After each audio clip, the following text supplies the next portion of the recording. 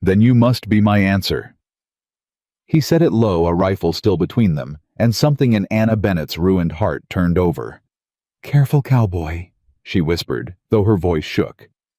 The last man who called me his answer watched Evelyn Crow burn my name to ash and never said a word.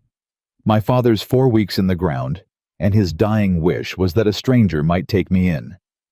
So don't you smile at me under those stars like I'm something worth keeping. Ethan Cole lowered the rifle and his eyes never left hers. "Ma'am, your daddy trusted me with the one thing he loved. I'd sooner lose this whole ranch than prove him wrong." If you're watching, subscribe and follow this story to the very end, and tell me in the comments what city you're watching from, so I can see how far this story has traveled. The rifle didn't lower for a long time. Anna kept her hands out where he could see them, one still clutching the letter, the other trembling from cold or exhaustion or fear. She'd stopped being able to tell the difference somewhere back on the road. "Say it again," Ethan said. "My father said you needed a wife." She swallowed. "Thomas Bennett. He said if everything fell apart, I should come to you, to Ethan Cole." The name landed on him like a slap. She watched it move across his face, watched something old and buried come up for air and get shoved back down. "Thomas Bennett is dead." "I know," Anna said. "I buried him 11 days ago." The rifle came down. "Not all the way, just enough. You walked here. The last 6 miles. From where? From wherever the stage stopped taking my money."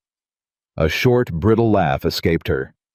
"Which was about the same time everyone else stopped too." Ethan looked at her for another second. Then he stepped back from the doorway. Not an invitation exactly, more a decision he seemed to resent making. "Come in before you freeze on my porch and give the town one more thing to say about me."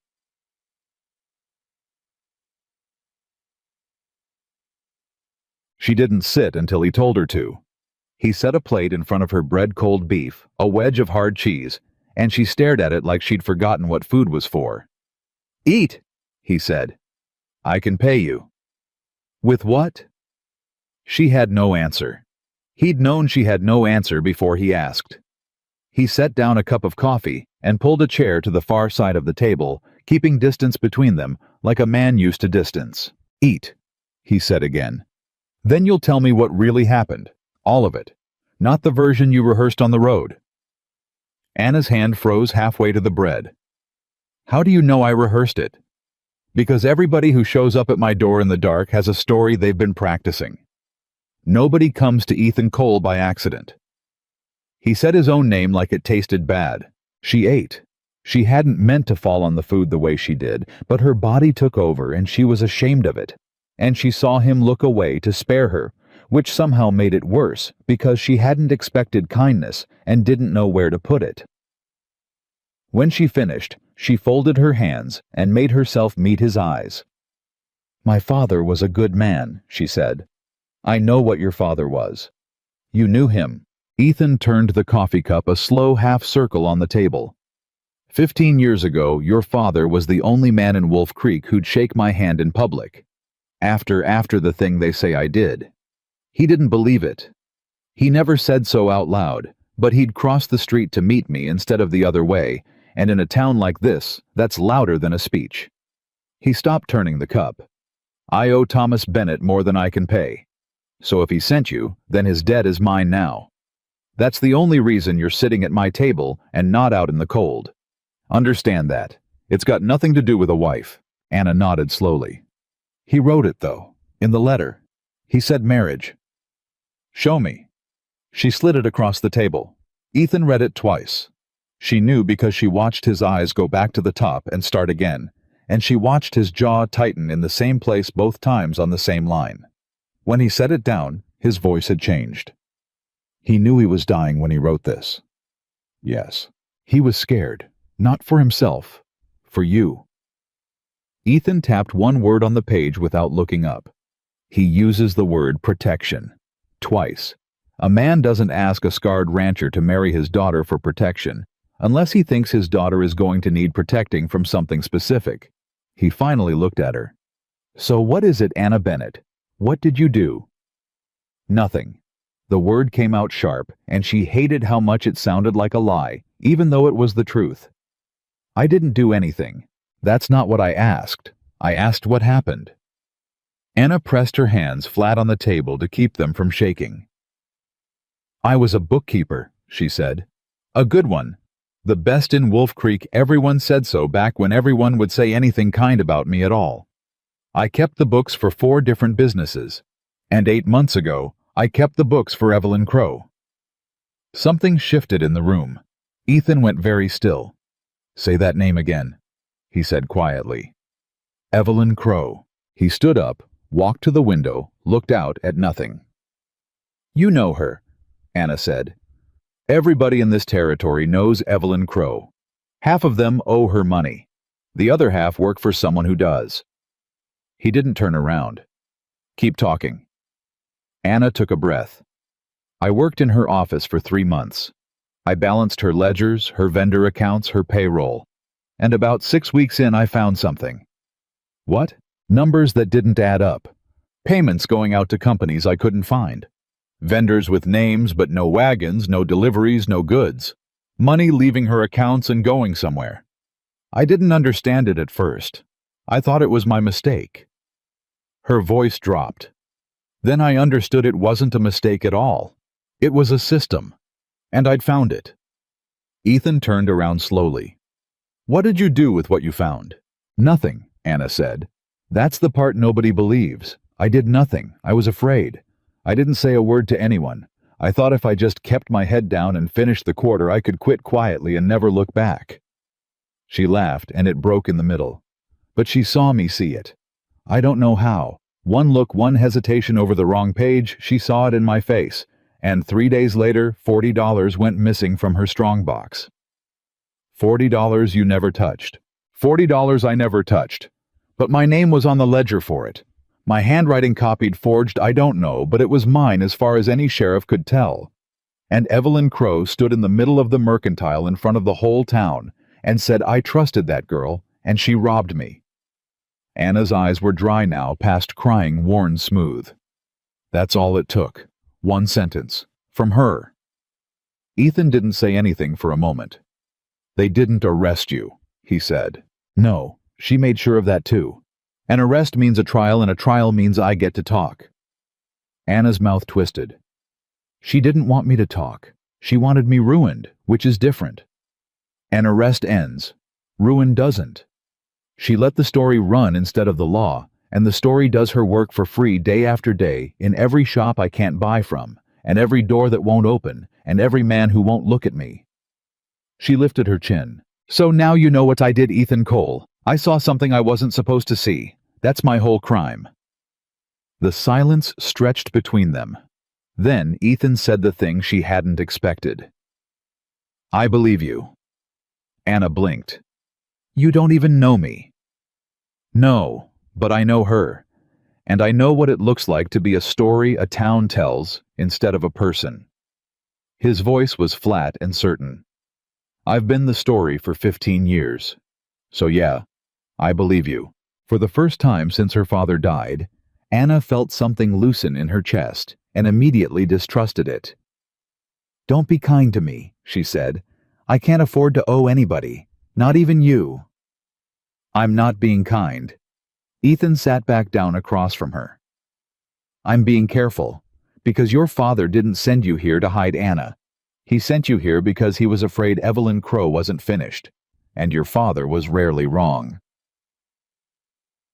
That night, he made up the small room off the kitchen, and she lay awake in it staring at the ceiling, listening to the wind work at the roof. She'd told him everything, almost. She hadn't told him the last part, the part she hadn't dared write in any letter or say out loud on any road. That the day before she'd found the forged ledger, her father had come to see Evelyn Crow himself, quietly, privately, and that he'd come home gray-faced and shaking and told Anna only one thing. Whatever you found in that woman's books, you tell no one you found it. Not a soul. Do you understand me? Not even me. He'd died 4 weeks later. The doctor called it his heart. Anna had stopped believing in his heart the moment she read his letter. She turned toward the wall and shut her eyes and did not sleep. So, in the morning, Ethan was already gone to the fields. He'd left coffee on the stove and a note on the table in blocky, careful handwriting. Eat. Don't answer the door. She ate. She did not, when it came to it, obey the second instruction. Because at 10 o'clock a wagon came up the road, and a man in a good coat climbed down and knocked, and when Anna cracked the door, he already knew her name. Miss Bennet. He removed his hat with a smile that never reached his eyes. Francis Doyle. I manage the bank in Wolf Creek. I wonder if I might have a word with Mr. Cole. He's in the fields. Ah. Doyle's smile didn't move. Then perhaps you can pass along a message. Purely a courtesy. Mr. Cole's note comes due at the end of the season, and well. He glanced past her into the house, and his eyes did a small, deliberate tour of the room and came back to her face. The bank has become aware of certain irregularities in Mr. Cole's situation. A woman living here, unmarried. It raises questions about the household's stability, its suitability as a risk. Anna's blood went cold. You came all the way out here to tell him that. I came all the way out here as a friend. Doyle put his hat back on. The bank would hate to have to move early on the note. Foreclosure is such an ugly business. So much easier when everyone cooperates. You understand. He tipped the hat. Do give Mr. Cole my regards, and Miss Bennet. He paused at the wagon. Wolf Creek is a small town. What's between these walls doesn't stay between these walls. It never does. He drove off. Anna shut the door and put her back against it and breathed. They already knew. She'd been in this house for one night, and Evelyn Crow already knew. Ethan came in at dusk, saw her face, and set down his tools very slowly. Who came? How do you know someone came?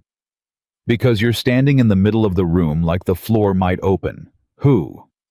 Francis Doyle, from the bank.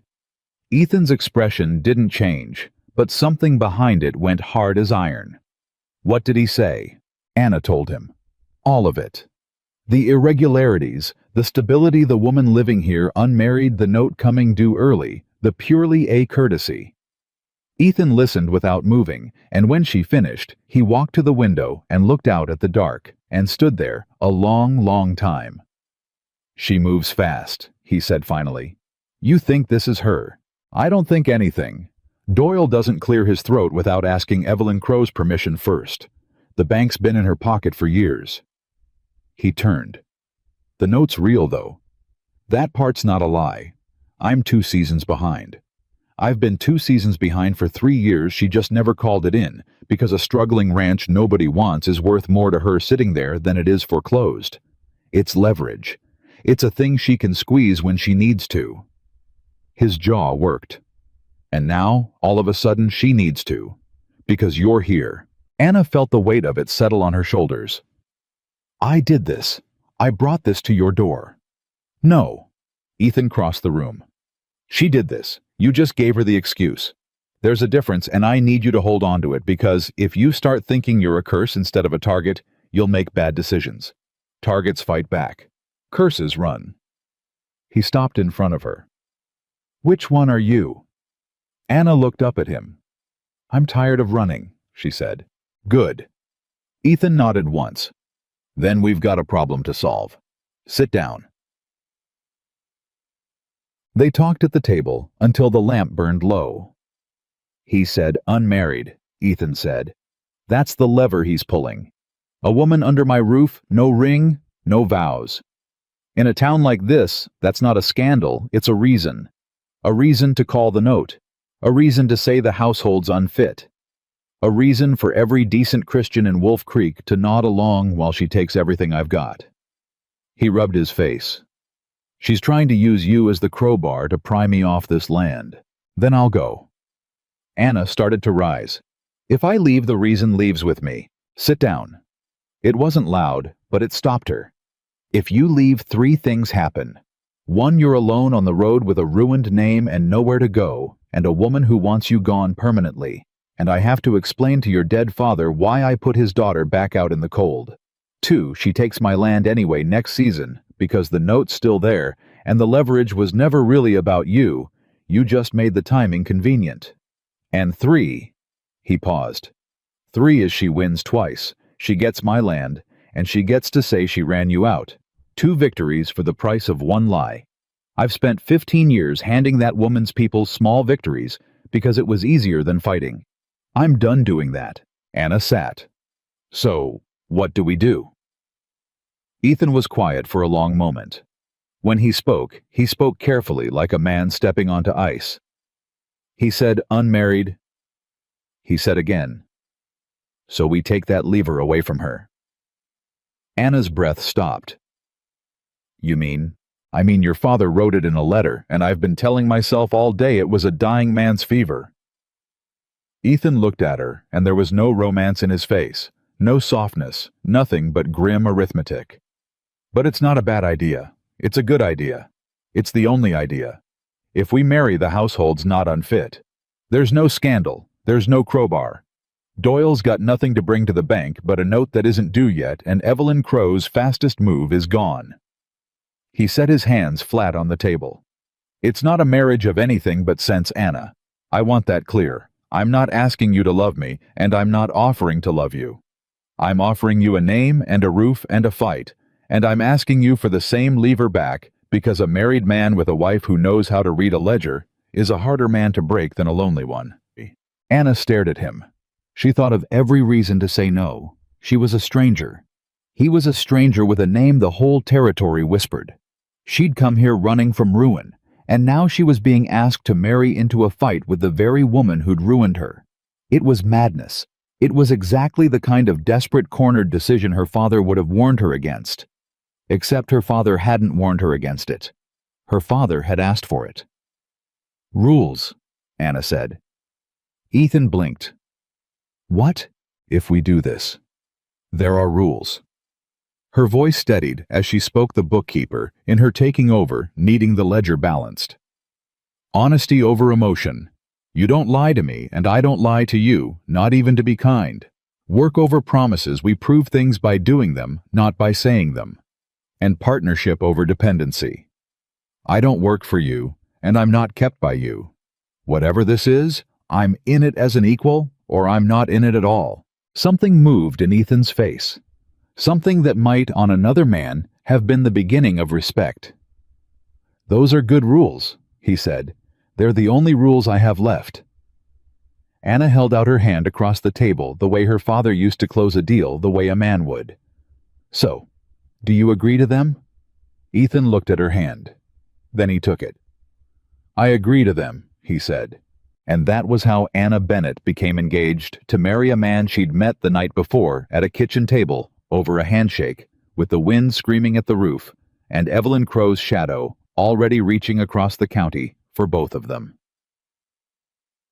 They rode into Wolf Creek 4 days later to see the preacher. Anna felt the town's eyes the second the wagon crossed the first street. She'd expected it, braced for it, and it still landed like cold water.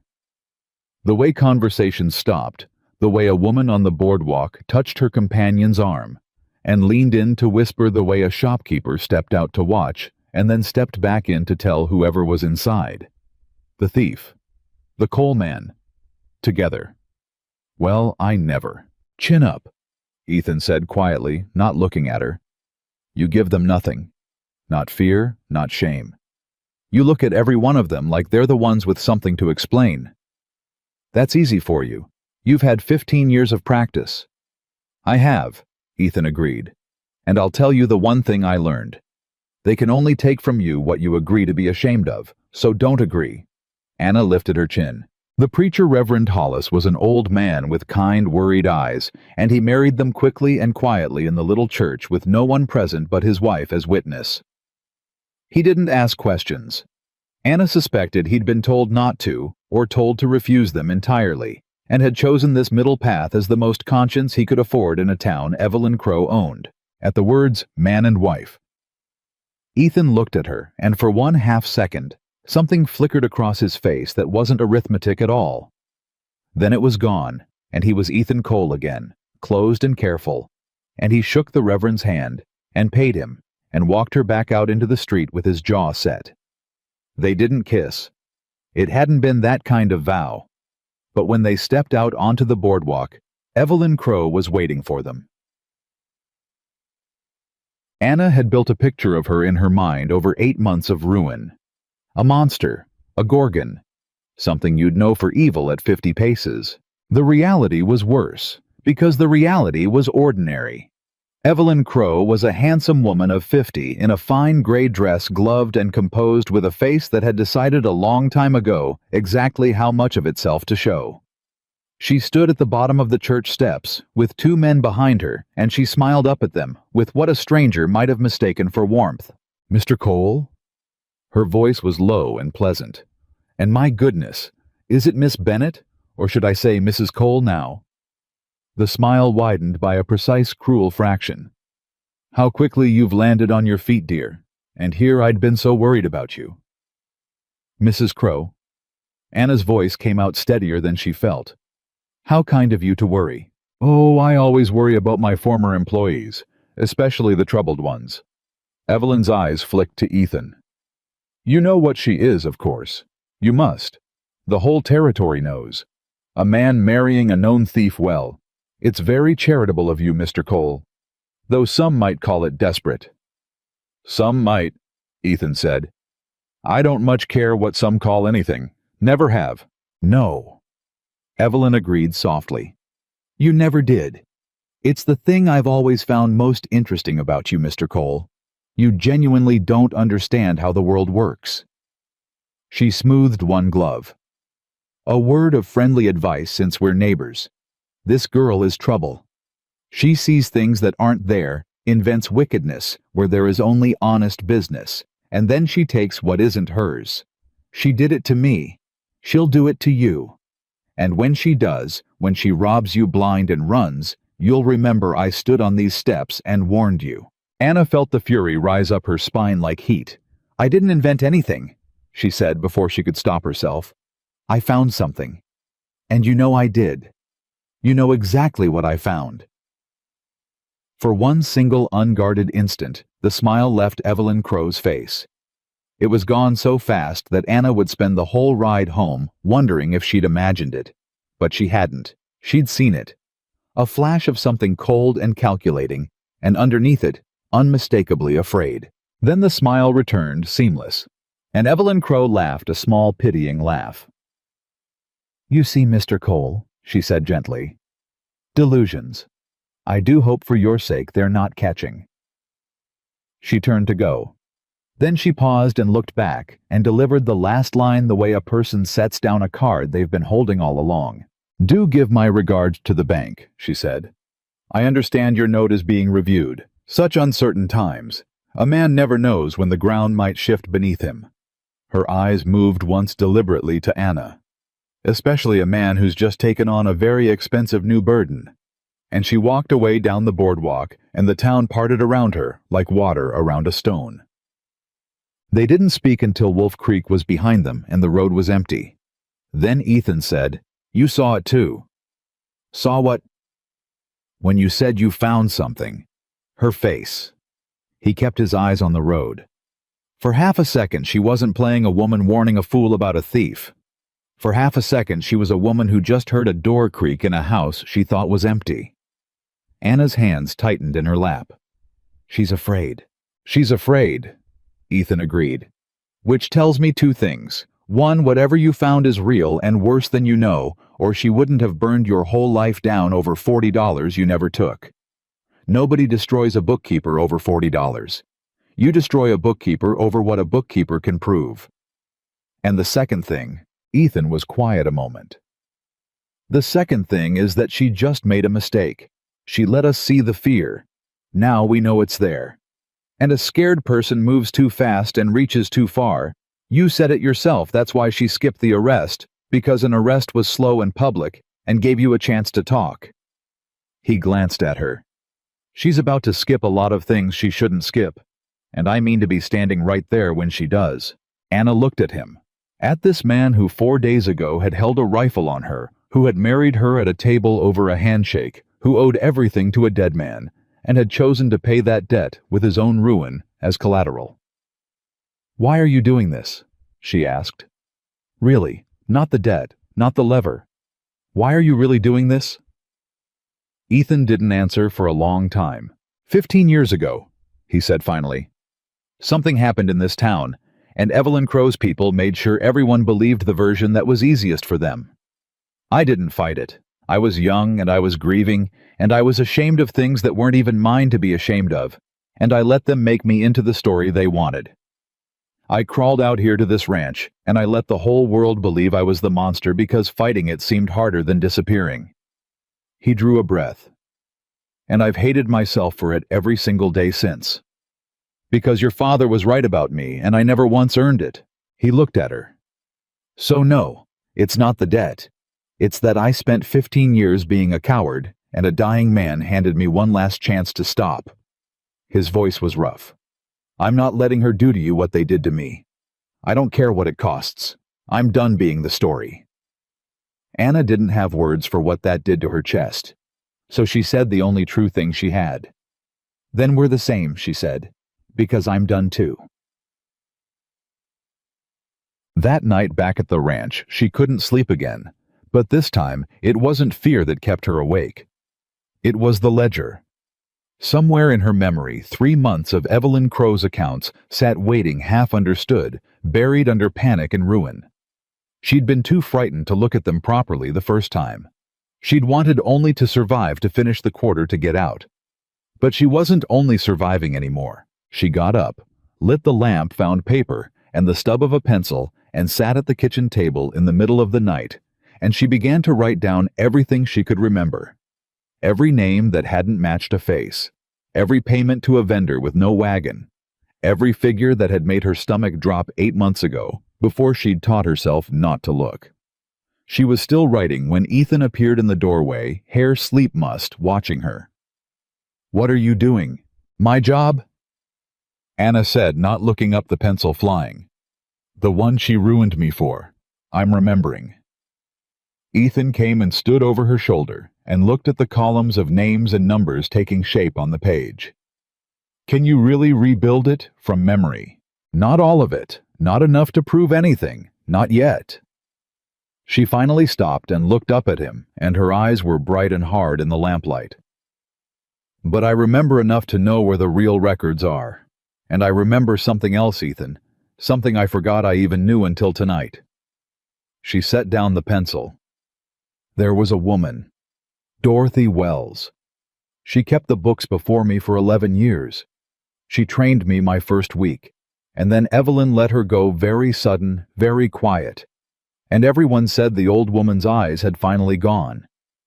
Anna leaned forward. But Dorothy Wells's eyes were fine, Ethan. I sat next to her for a week. She could read a ledger across a dark room.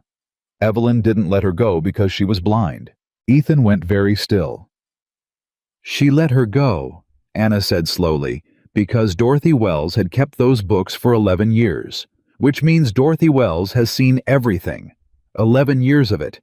And she's still alive, and she's still in this county, and she is the one living person besides me who knows what's really inside Evelyn Crow's accounts. The lamp guttered between them. Ethan let out a slow breath. Then that's where we start, he said. That's where we start, Anna agreed. Neither of them said the thing they both knew, that Evelyn Crow had already shown her fear on the church steps, that Francis Doyle's wagon had already come up the road, that the ground was already beginning to shift beneath their feet. Anna picked the pencil back up. Outside, far down the dark road toward Wolf Creek, a single light burned late in the window of the biggest house in the county, and behind it, Evelyn Crow was awake too, staring at nothing, doing arithmetic of her own. She had made a mistake on those church steps. She knew it the moment the girl had said, "You know exactly what I found." And Evelyn Crow had built an entire empire on one iron principle. You never ever left a mistake standing. She reached for paper and ink, and she began to write a letter of her own. The boots stopped outside her door, and Dorothy Wells did not move. She was 71 years old, and she had spent 11 of those years being nothing. And she had learned that the safest thing a nothing could do was hold still and let the dangerous thing decide she wasn't worth the trouble. So she sat with her hands folded on the empty table where the box had been that morning, and she waited. The knock, when it came, was polite. That was the worst part. Evelyn Crow's people were always polite. "Mrs. Wells." A man's voice. "Sorry to trouble you so late. I've got a message from Mrs. Crow." Dorothy closed her clouded eyes. So it was here then. The thing she'd been waiting for since the morning Anna Bennett knocked on this same door. She'd known it would come. She'd hoped for a week. She'd gotten a day. "I'm an old blind woman," she called back, making her voice thin and frightened, which took no acting at all. "It's late for messages. Won't take a moment. Mrs. Crow wanted to make sure you were being looked after. You being alone out here and all." Looked after. Dorothy nearly laughed.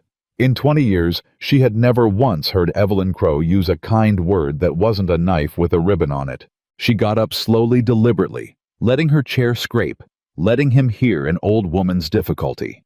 And as she crossed the small room toward the door, she took stock of the one thing that mattered. The box was gone. She'd carried it that afternoon, wrapped in an old shawl, 3 houses down to Ruth Tanner, a widow even poorer and more forgotten than herself, a woman so far beneath Evelyn Crow's notice she might as well not exist. "Keep this under your bed and don't look inside it," Dorothy had told her, "and if anything happens to me, you give it to the Bennett girl and nobody else." Ruth hadn't asked a single question. The poor rarely did. Questions were a luxury. So when Dorothy Wells opened her door to the polite man in the dark, she opened it to a man who had come to find something that was no longer there. "Well," she said. "Say your message then. My feet are cold." He was younger than his voice had pulled low, and he stepped inside without being asked, which told her everything. He looked around the room. She could hear it. The slow turn of his boots, the pause of a man cataloging, and she stood aside and let him look, because there was nothing to find, and a man who finds nothing goes away. "Cozy," he said. "It's a poor house. There's nothing in it worth the walk you made. Say your piece." "Mrs. Crow heard you had visitors this morning." There it was. Did she? Dorothy shuffled to her chair and lowered herself into it, buying time, thinking fast behind her ruined eyes. "I'm sure Mrs. Crow hears about every soul who so much as passes my window. She always did like to know things." She folded her hands. "Yes, I had a visitor, the Bennett girl. Come to cry on an old woman's shoulder about her troubles, as if I've got shoulders to spare. What did she want? Pity mostly, and to ask if I remembered her from when I trained her that 1 week before Mrs. Crow let me go." Dorothy made her voice bitter, which again took no acting. "I told her I remembered. I told her she was a fool to have crossed a woman like Evelyn Crow, and a bigger fool to marry the coal man, and the biggest fool of all to come to my door where anyone might see. And I told her to leave and not come back." She lifted her chin toward where she guessed his face was. "Is that the message you wanted, young man? That an old blind pauper sent the girl packing? You can tell Mrs. Crow I've got no use for troublemakers. I learned my lesson 11 years ago. I keep to myself, and I keep my mouth shut, and I'd like to keep it that way till I die, which won't be long." It was, she thought, a fine performance. Frightened, resentful, harmless. The performance of a woman who'd been broken years ago and knew it. The man was quiet for a moment. "Mind if I look around?" And there it was, the real reason he'd come. Not a message. A search. Dorothy's heart was slamming against her ribs, but her voice came out flat and tired. "Look at what a blind woman's poverty. Look all you like. There's a bed, a table, a stove that barely draws, and a trunk of dead clothes I'll be buried in. If you find anything worth stealing, take it, and God help you, because it means you're poorer than me." He looked. She sat and let him, listening to every movement. The trunk lid, the scrape of it, the rustle of her few clothes, his hand under the mattress, the cupboard, the loose board by the stove that she'd deliberately left loose and empty, because a searcher who finds one hiding place stops looking for a second. She heard him find it, heard the small grunt of satisfaction, heard the disappointment when it held nothing but a tin of coins she kept there precisely to be found. He took the coins. Of course he did. "That's all my money," she said, and let her voice crack, real fear bleeding into the performance now. "Please, that's all I have." "Consider it a fee," he said, "for wasting Mrs. Crow's time." and she heard him move toward the door, and she let herself sag with relief that she prayed he'd read as an old woman's defeat. But he stopped at the door. "Funny thing," he said. "You keep a real tidy house for a blind woman. Table's clean, no dust where something used to sit." A pause. Almost like something got moved off it. Recent. Dorothy Wells felt her blood turn to water. "I dusted this morning," she said. "After the girl left.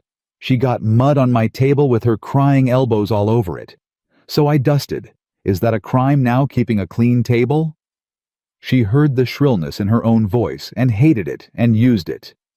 "You've taken my money. You've searched my house. You've frightened an old woman half to death in the dark. What more does Evelyn Crow want from me? I've got nothing. I've had nothing for 11 years. She saw to that herself. Go tell her the pauper's still a pauper, and leave me be." The silence stretched long enough that Dorothy began quietly to say goodbye to her life. Then the man laughed short and dismissive. "Nothing here," he said mostly to himself. "Old woman's right, she's got nothing." And she heard him step out into the night, heard his boots on the step, and then on the dirt, heard the creak of leather as he mounted, heard the horse move off into the dark. Dorothy Wells sat alone in the ruin of her searched house, and only then, with no one to see, did she let herself shake. She had survived. Barely. On a dusted table, and a tin of decoy coins, and 11 years of learning to be nothing. But she understood with perfect clarity what it meant that the man had come at all. It meant Evelyn Crow already knew. It meant the week Anna had promised them was gone. It meant the box under Ruth Tanner's bed was now the most dangerous object in the territory, and every hour it stayed hidden was an hour on borrowed time. She had to get word to the girl. Tonight. Tomorrow at the latest. Before Evelyn Crow sent someone less easily fooled than a man who stopped searching after one loose board. But Dorothy Wells was 71 and blind, and had no horse and no way to reach a ranch 6 miles out, and the only person she could send was herself on foot in the dark at the pace of an old woman who could barely make the church steps. She reached for her shawl. She was going anyway. 6 miles away, Anna couldn't sleep, and this time she didn't fight it. She lit the lamp and sat at the table with her memory ledger, the one she'd been building since that first sleepless night, and she worked. She wrote down every ghost vendor Dorothy had confirmed. She drew the shape of the scheme as she now understood it, the loans that trapped the skimming, that bled the fake companies, that laundered the mountain of clean money at the center of the web. She was so deep in it that she didn't hear Ethan come in until he set a cup of coffee at her elbow. "You should sleep," he said. "So should you." "I don't sleep much. Haven't for 15 years. He sat across from her. "What are you seeing?" Anna set down her pencil. "I'm seeing that Dorothy's right. It's beautiful. In the way she said the ugly way. Look." She turned the paper toward him. "Every business she has a hand in, she structured the same. She lends them money, takes a share, installs a bookkeeper. Then the ghost vendors start appearing in their accounts. And here's the thing. Ethan, here's the thing that makes it perfect. The businesses never fail. Not all the way. She keeps them just alive. Because a dead business gets its books examined. An estate sale, an auditor, a bankruptcy court, that's 100 fresh eyes on the ledgers. So she never lets them die. She just keeps them bleeding forever, struggling, grateful for her loans, too busy surviving to ever look up and notice they've been robbed for 20 years. Ethan stared at the paper. "That's my ranch," he said. "That's exactly my ranch. Never quite dying, never quite living." "That's your ranch. That's Dorothy's old mill. That's half of Wolf Creek." Anna's voice was quiet and hard. "And the beauty of it, the horror of it, is that everybody blames themselves. You blamed yourself for 15 years. The mill owner blames the railroad. The mercantile blames the weather. Nobody blames her because she's the one who lent them the rope. And how do you blame the woman who kept you alive?" Ethan was quiet for a long moment. "How do we break something like that?" he said. "Something everybody's been trained to be grateful for. We prove it. In numbers. So plain that even a grateful man can't argue with it." Anna tapped the ledger. "That's what Dorothy's records do. 11 years of ghost vendors in her hand dated. I take those and I match them against the real ledgers. Even one real ledger, even your accounts. Ethan, the feed bills and supply costs you've kept all these years, and I showed that the vendor Evelyn Crow paid, never delivered a single thing to the business that paid it. A payment with no goods. 100 payments with no goods. 1,000. Her eyes were bright. You can't argue with that. You can't explain it away as weather or railroads or bad luck. Money went out. Nothing came back. Over and over to companies that don't exist. That's not misfortune. That's theft in writing, and once it's in writing in front of the right person, she's finished. The right person being someone she doesn't own. Anna leaned back. That's the whole game now, Ethan. Everything comes down to reaching someone outside her web before she reaches us. A federal marshal, the territorial court in the capital.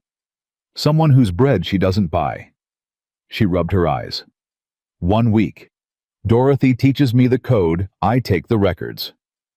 I build the case, we ride to the capital and hand it to a stranger who's never heard her name. 1 week, and we're... A sound outside. Ethan was on his feet before Anna had finished turning her head. The rifle already in his hands, 15 years of living alone and mistrusted, had given him reflexes he'd never lost. He moved to the side of the window without crossing in front of it. Someone's on the road, he said low. On foot, coming slow. Anna's heart climbed into her throat. One person. One, small. He watched. Moving wrong, stumbling. A pause, and then his voice changed. It's a woman. He was out the door before Anna could speak, rifle up, and she grabbed the lamp and followed, and the light spilled out across the yard, and found the figure lurching up the last of the road, bent shawled, gasping, one hand pressed to her side.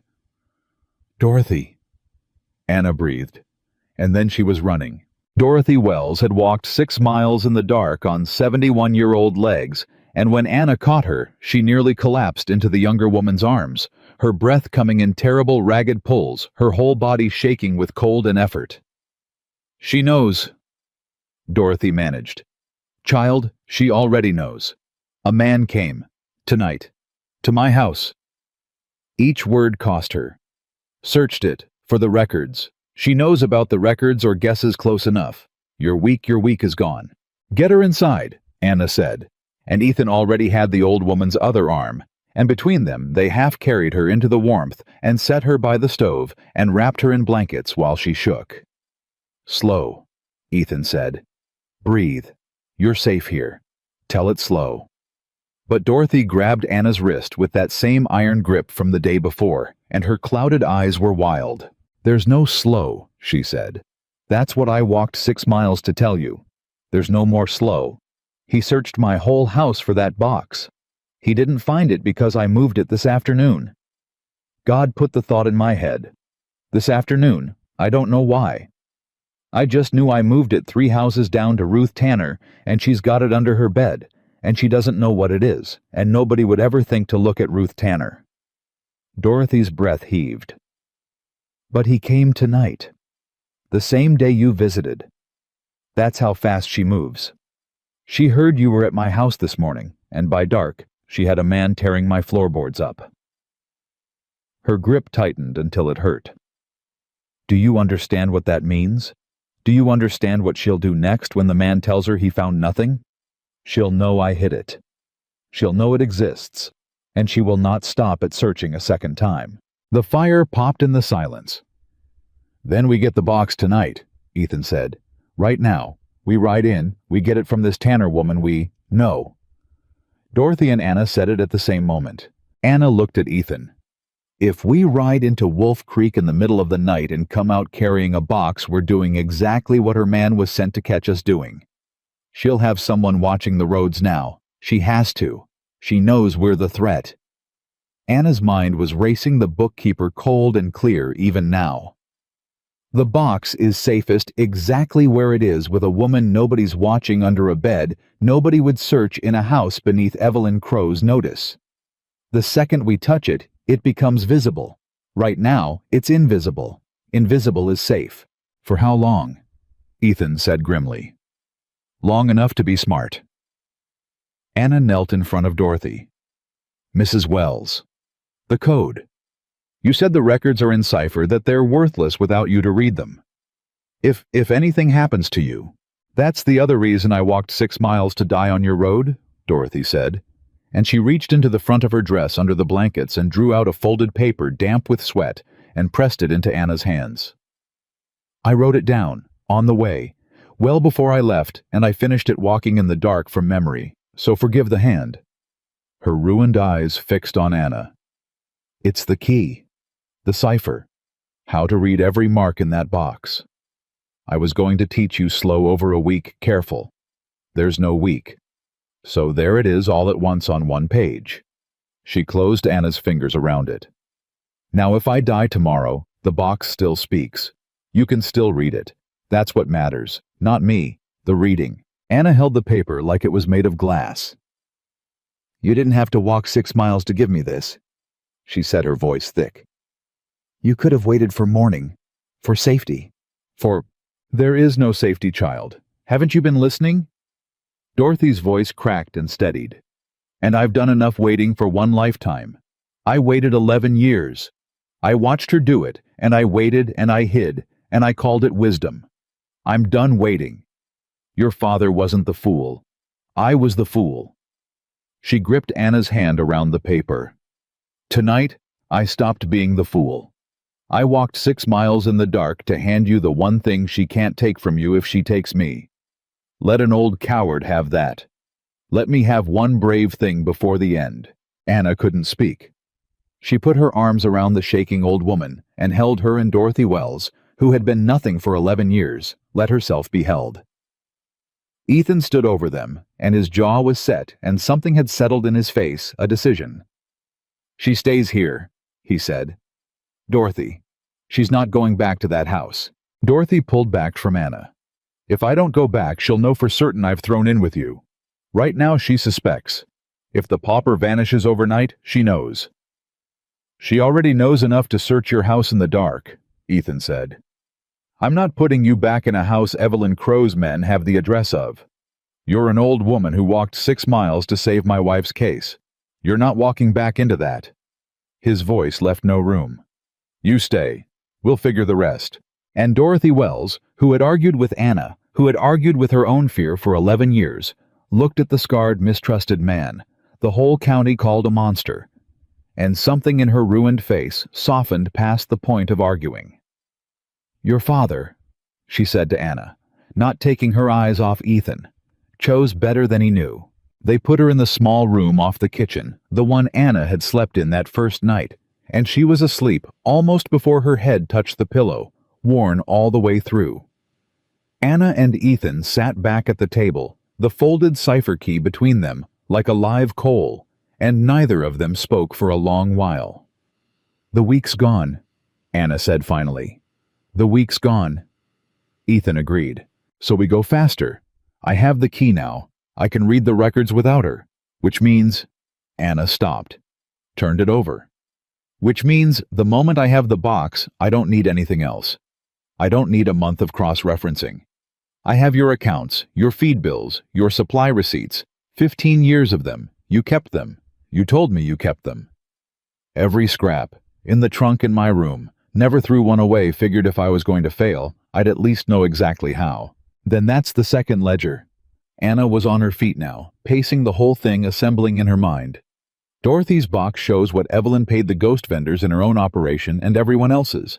Your receipts show what your ranch actually received. I match one ghost vendor from her books to one of your feed bills where the feed never came, one clean, provable, undeniable case, and I don't need 100. I need one airtight that even a bought judge can't wave away. And then I take it to the Capitol, and the ones who look at it start asking about the other 99 themselves." She stopped and looked at him. "We don't need a week. We need the box one night to build the case and one ride to the Capitol. 3 days. We can do it in 3 days." Ethan stood too. "Then how do we get the box without her seeing?" And Anna smiled, the first real smile Ethan had seen on her, thin and fierce and dangerous. "We don't get it," she said. "Ruth Tanner brings it to us. A poor widow riding out to a ranch to sell eggs or take in washing or beg a day's work. That's nothing. That's beneath notice. That's the same invisibility that's kept the box safe. She looked toward the room where Dorothy slept. Dorothy trusted Ruth with the box. If Dorothy vouches for her, Ruth can carry it out here in a basket under a dozen eggs, and Evelyn Crow's watchers will see a hungry widow looking for work and look right past her. The same way they looked past Dorothy for 11 years. Her whole system runs on ignoring the poor. So we use the poor she's trained herself not to see. Ethan looked at his wife for a long moment, and there was something in his expression that hadn't been there before. Not gratitude, not the old grim arithmetic, but something warmer and more astonished. Something he didn't have a name for and wasn't ready to. "Your father," he started and stopped. "Don't," Anna said softly. "Not yet. Ask me when it's over, when I'm still standing." But it was in that moment, standing in the low lamplight with a dead man's letter behind them and an old woman's cipher between them and the richest, most dangerous person in the territory, already hunting them both, that Ethan Cole understood the marriage of survival had quietly, without either of them deciding, it become something else. He didn't say it. Neither did she. There wasn't time, and there wouldn't be until this was finished. But it was there in the room with them, real as the fire, real as the fear. They didn't get to sit in it long. Because 2 days later, after Dorothy had rested, after word had been carefully, invisibly passed to Ruth Tanner, through a woman who sold thread after the plan was set for the widow to ride out with her eggs. On Thursday morning, Francis Doyle's foreclosure papers arrived. Not by wagon this time, not by messenger. Doyle brought them himself, and he brought the sheriff, and he brought 2 men. Ethan didn't recognize, and they came up the road in the middle of a working Tuesday, with the sun high and everything visible, no darkness to hide behind, no invisibility to protect anyone. Ethan met them in the yard with the rifle down at his side, not raised, just present. "Francis," he said, "you brought friends." Doyle wouldn't meet his eyes. He held out the papers with a hand that wasn't quite steady. The note's called Ethan, in full. You've got 30 days to pay it or the bank takes the ranch. His voice was wooden, a man reading his own confession. "I'm sorry. It's the bank's decision." "The bank's decision." Ethan didn't take the papers. "You mean her decision. Say it once, Francis. Just once out loud so we both know you're a grown man and not a puppet. Say whose decision it is." The sheriff shifted. The 2 strangers watched, and Francis Doyle stood in Ethan Cole's yard with the foreclosure in his outstretched hand, and for one long, agonizing moment, it looked as though he might finally say the true thing. Then Anna came out onto the porch, and behind her in the doorway, blinking in the daylight, she could barely see, came Dorothy Wells, and Francis Doyle's face went white as bone, because Doyle knew Dorothy Wells. Doyle had been at the bank 11 years ago when Evelyn Crow let her go. Doyle knew the way everyone who'd ever done Evelyn Crow's dirty accounting knew exactly what Dorothy Wells had spent 11 years being the one bookkeeper who'd lasted long enough to see the whole thing. And here she was standing in the doorway of the very ranch Evelyn Crow had just sent him to seize alive and warm and sheltered, which meant she'd talked, which meant the thing Doyle had spent his whole cowardly life terrified of had already happened. The papers trembled in his hand. "Well, Francis," Dorothy said in a voice that carried clear across the yard, an old woman's voice with 11 years of held silence finally breaking in it. "You've grown up into exactly the man I always feared you'd be, handing a good man his ruin because she told you to." She came forward to the edge of the porch, blind and small and utterly unafraid. "I know what you did to your books at the bank, Francis Doyle. I saw the entries. I saw what she caught you at all those years ago that made you hers forever. I never told a living soul, but I remember every figure." Her clouded eyes found the general direction of his face with terrible accuracy. "How long are you going to keep paying for one mistake? She's owned you for 11 years over a thing you could have confessed and survived. When does it end? When she has you handing foreclosures to good men? When she has you doing worse? Where's the bottom of it for you, Francis? Because I promise you she hasn't found it yet." The yard was dead silent. The sheriff was looking at Doyle now, So were the two strangers. And Francis Doyle stood there with the foreclosure papers shaking in his hand and 11 years of terror and self-loathing rising up in his throat, looking at the one woman alive who knew the exact shape of the leash around his neck and who had just described it out loud in front of witnesses in the sunlight. His hand lowered. The papers dropped to his side. "I can't," he said. It came out cracked, barely a whisper. Then louder to the sheriff, to no one, to himself. "I can't do this anymore."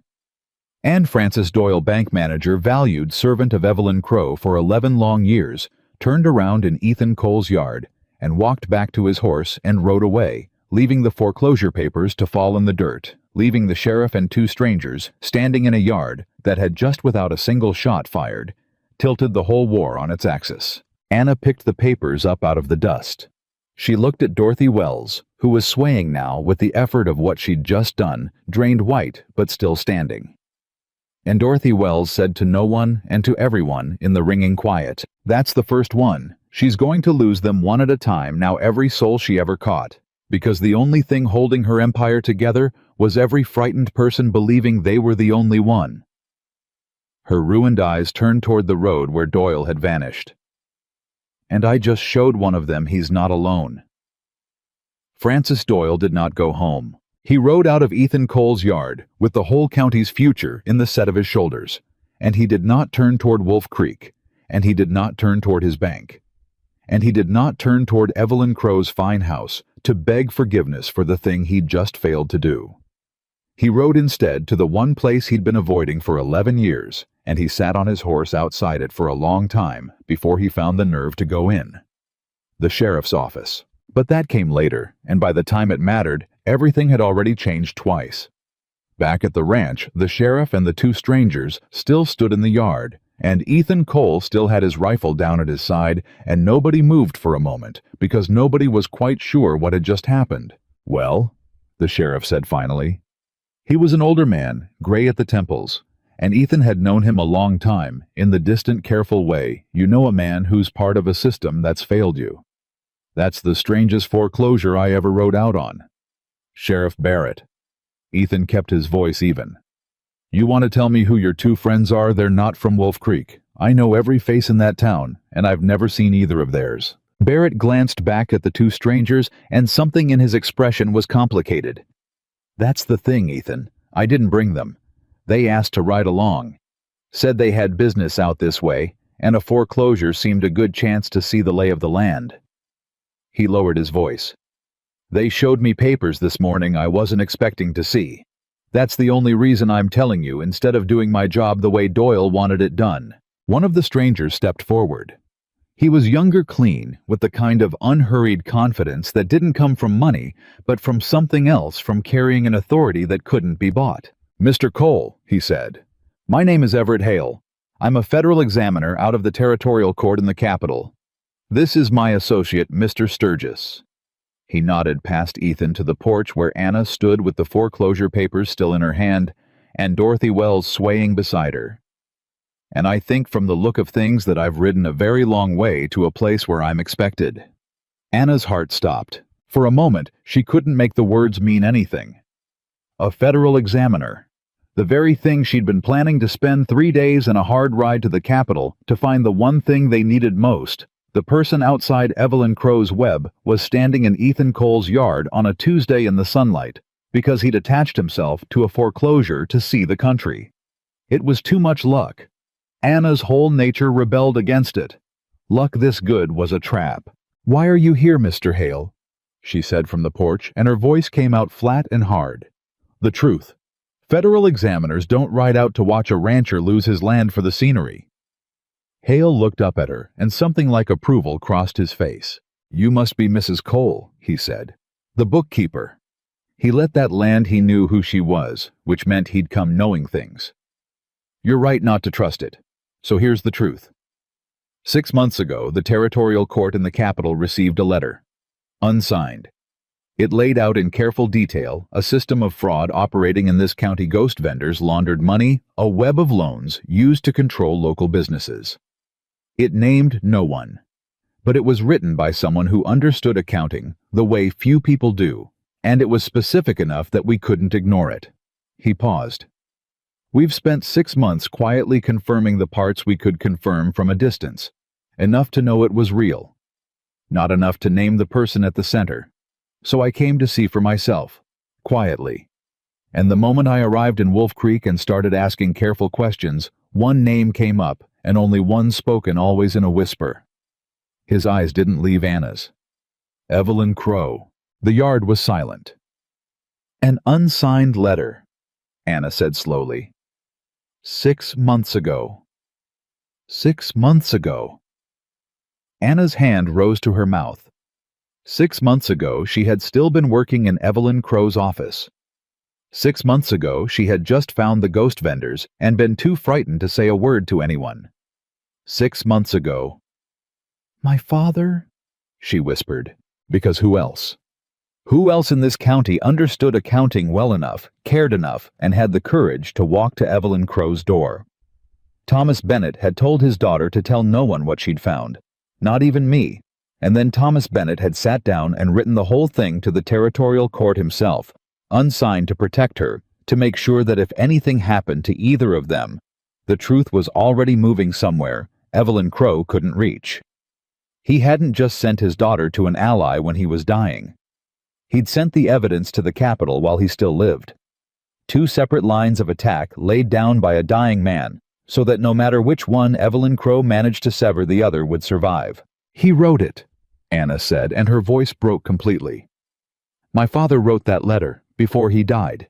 He knew what she was, and he couldn't fight her here in a county she owned, so he wrote to the one place she didn't own, and he didn't sign it because a signature would have gotten me killed alongside him.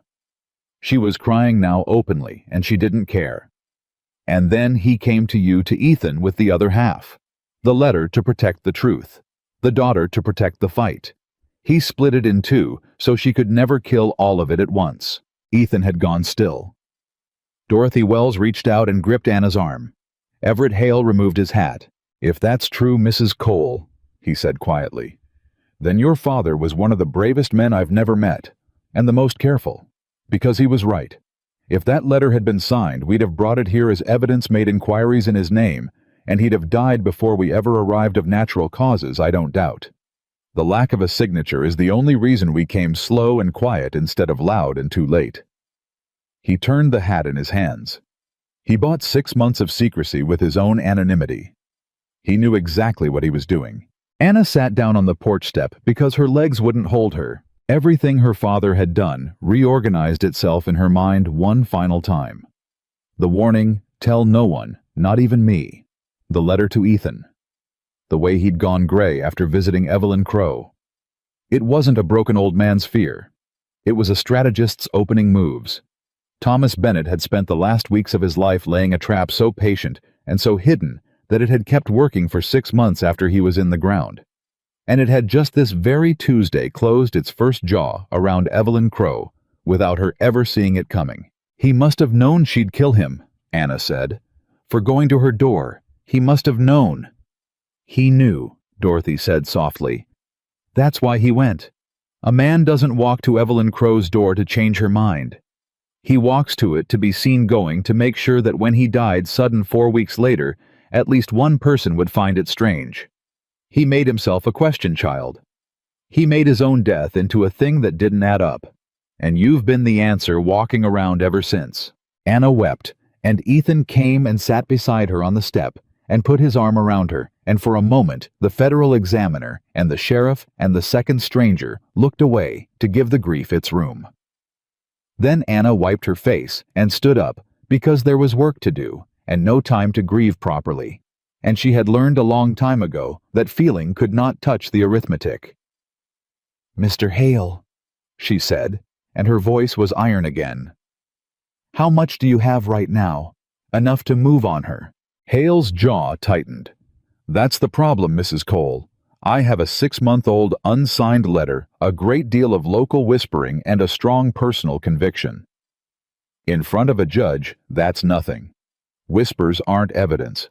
And every judge within 3 days' ride of this county has at one time or another benefited from Evelyn Crow's generosity. He said it with the flat disgust of an honest man describing a rotten system.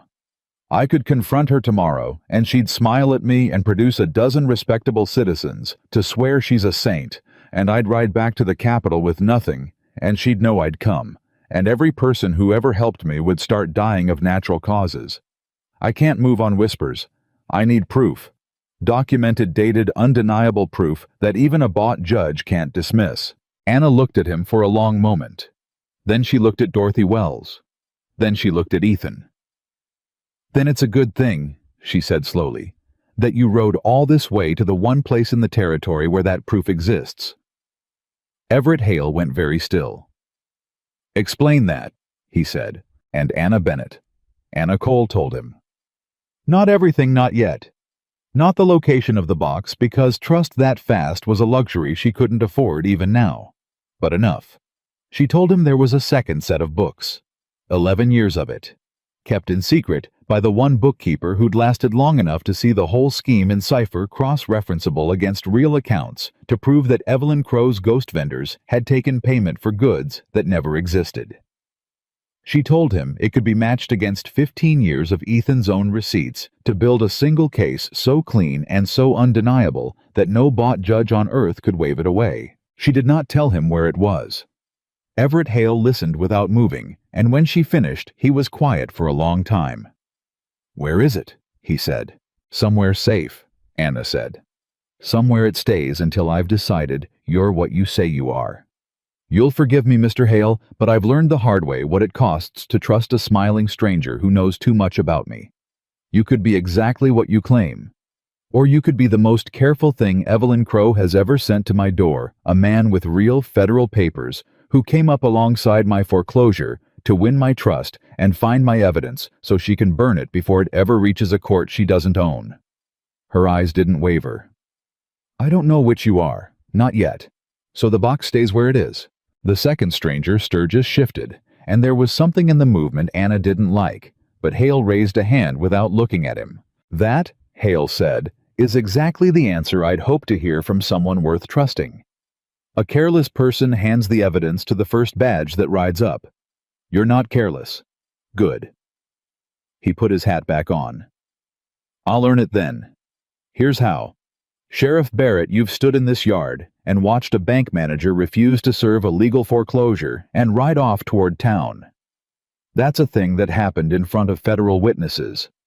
I'd suggest you go and find Mr. Doyle quietly and hear what a frightened man has to say when he's finally decided to stop being frightened, because a bank manager who breaks is worth more than any box. A bank manager can testify to what he did. Records only show what happened. A witness shows who chose it." And that was the second jaw closing. Though none of them knew it yet, because at that very hour, 6 miles away, Francis Doyle was sitting across a desk from a deputy in an office Evelyn Crow did not own, beginning to talk. Sheriff Barrett rode to find him. And what Barrett found when he tracked Doyle to the sheriff's office in the next county, over the one county seat Evelyn Crow's money had never quite reached, was a man pouring 11 years out of himself like water from a broken jug. Doyle told them everything. Not the accounting Doyle had never understood the accounting, that was the point. That was why Evelyn had needed Anna and Dorothy and their kind. Doyle told them the other thing. The thing only he knew. He told them how 11 years ago he'd made a single desperate error at the bank alone to himself quietly to cover a debt he was ashamed of, and how Evelyn Crow had found it within the week because Evelyn Crow found everything. He told them how she'd sat him down and shown him the entry and smiled and said she'd keep his secret, and how from that day he'd belonged to her. And then he told them the part that mattered, the part that turned a frightened man's confession into a weapon. He told them the names, because Francis Doyle had spent 11 years as the man who moved Evelyn Crow's money through the bank. He'd never understood the scheme, but he'd processed it every ghost vendor payment that ran through his institution, every deposit into every box he'd been told not to ask about. He couldn't explain what it meant.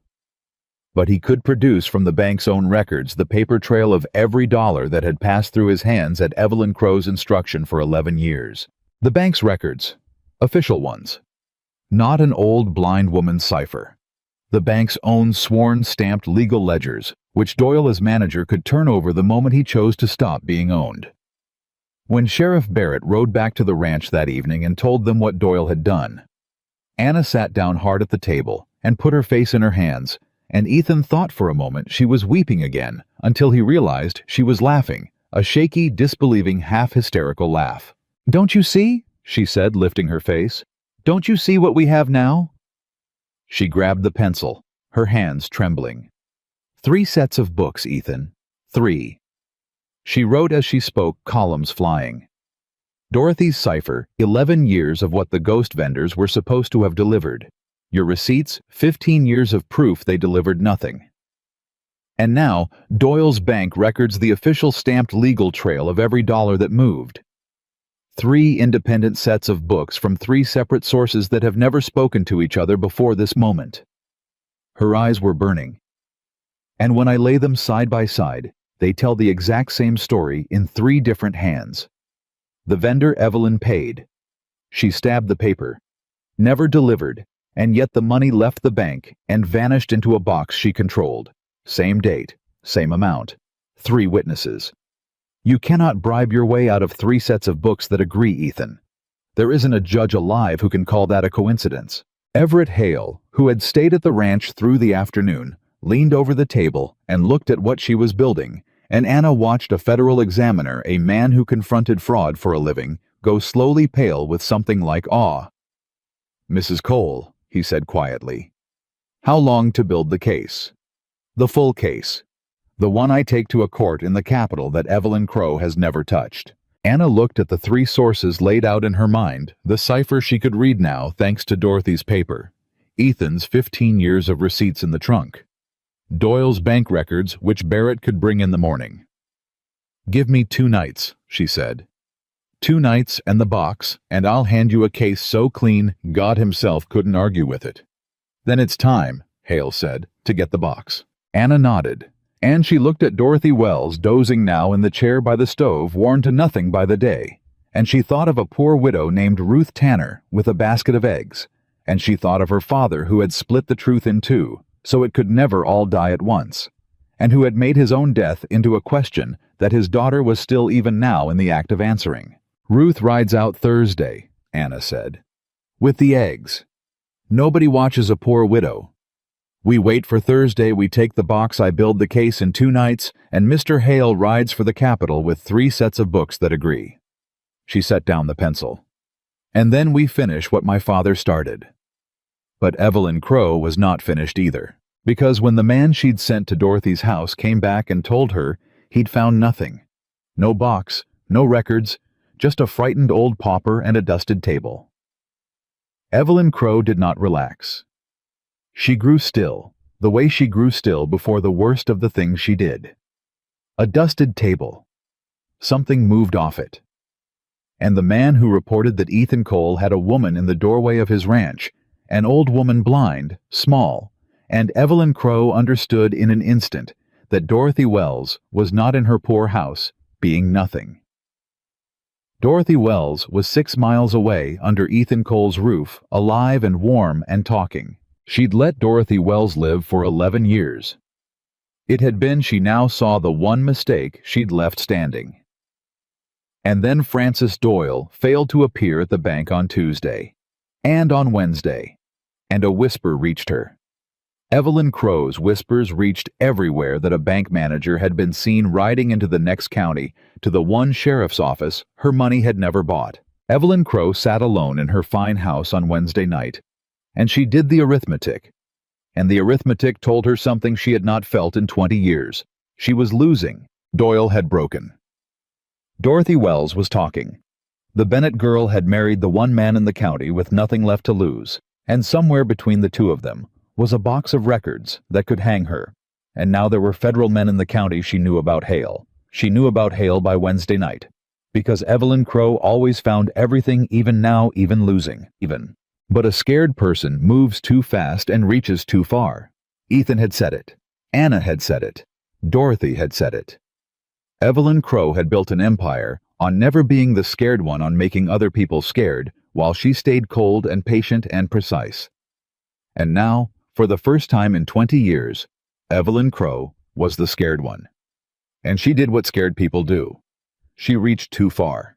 On Thursday morning before dawn, while a poor widow named Ruth Tanner was loading a basket of eggs onto a sway-backed mule to ride out to the Cole Ranch, Evelyn Crow sent 3 men not to search a house. This time, not politely, not in the dark to fool an old woman. She sent them to the Cole Ranch itself in force with a simple instruction: find the records, burn the ranch, and make sure that whatever the Bennett girl had found, and whoever she'd told, ended today. She'd meant to send them at first light. But Ruth Tanner, riding out on her mule with her basket of eggs, taking the long, low road that poor women take, passed the 3 riders on the main road in the gray before dawn, and Ruth Tanner, who had spent her whole life being invisible, who nobody ever watched them. She saw where they were headed. She saw the coiled rope and the cans that sloshed. And Ruth Tanner, poor and forgotten and beneath all notice, dug her heels into that sway-backed mule and rode cross-country over ground. No 3 men on fine horses would dare the basket of eggs breaking beneath her, the box that could hang Evelyn Crow bouncing against her chest, where she'd hidden it under her shawl, because Dorothy had told her, if anything happens, you give it to the Bennett girl and nobody else. And Ruth Tanner had decided that 3 armed men riding toward the Cole Ranch at dawn counted most certainly as something happening. She beat them there by 20 minutes. She came up the last of the road on a lathered, half-dead mule screaming Anna's name into the dark, and Ethan was out the door with the rifle before she'd finished the first cry, and Ruth Tanner fell off the mule into the dirt of the yard and pulled the box out from under her shawl with shaking hands and held it up.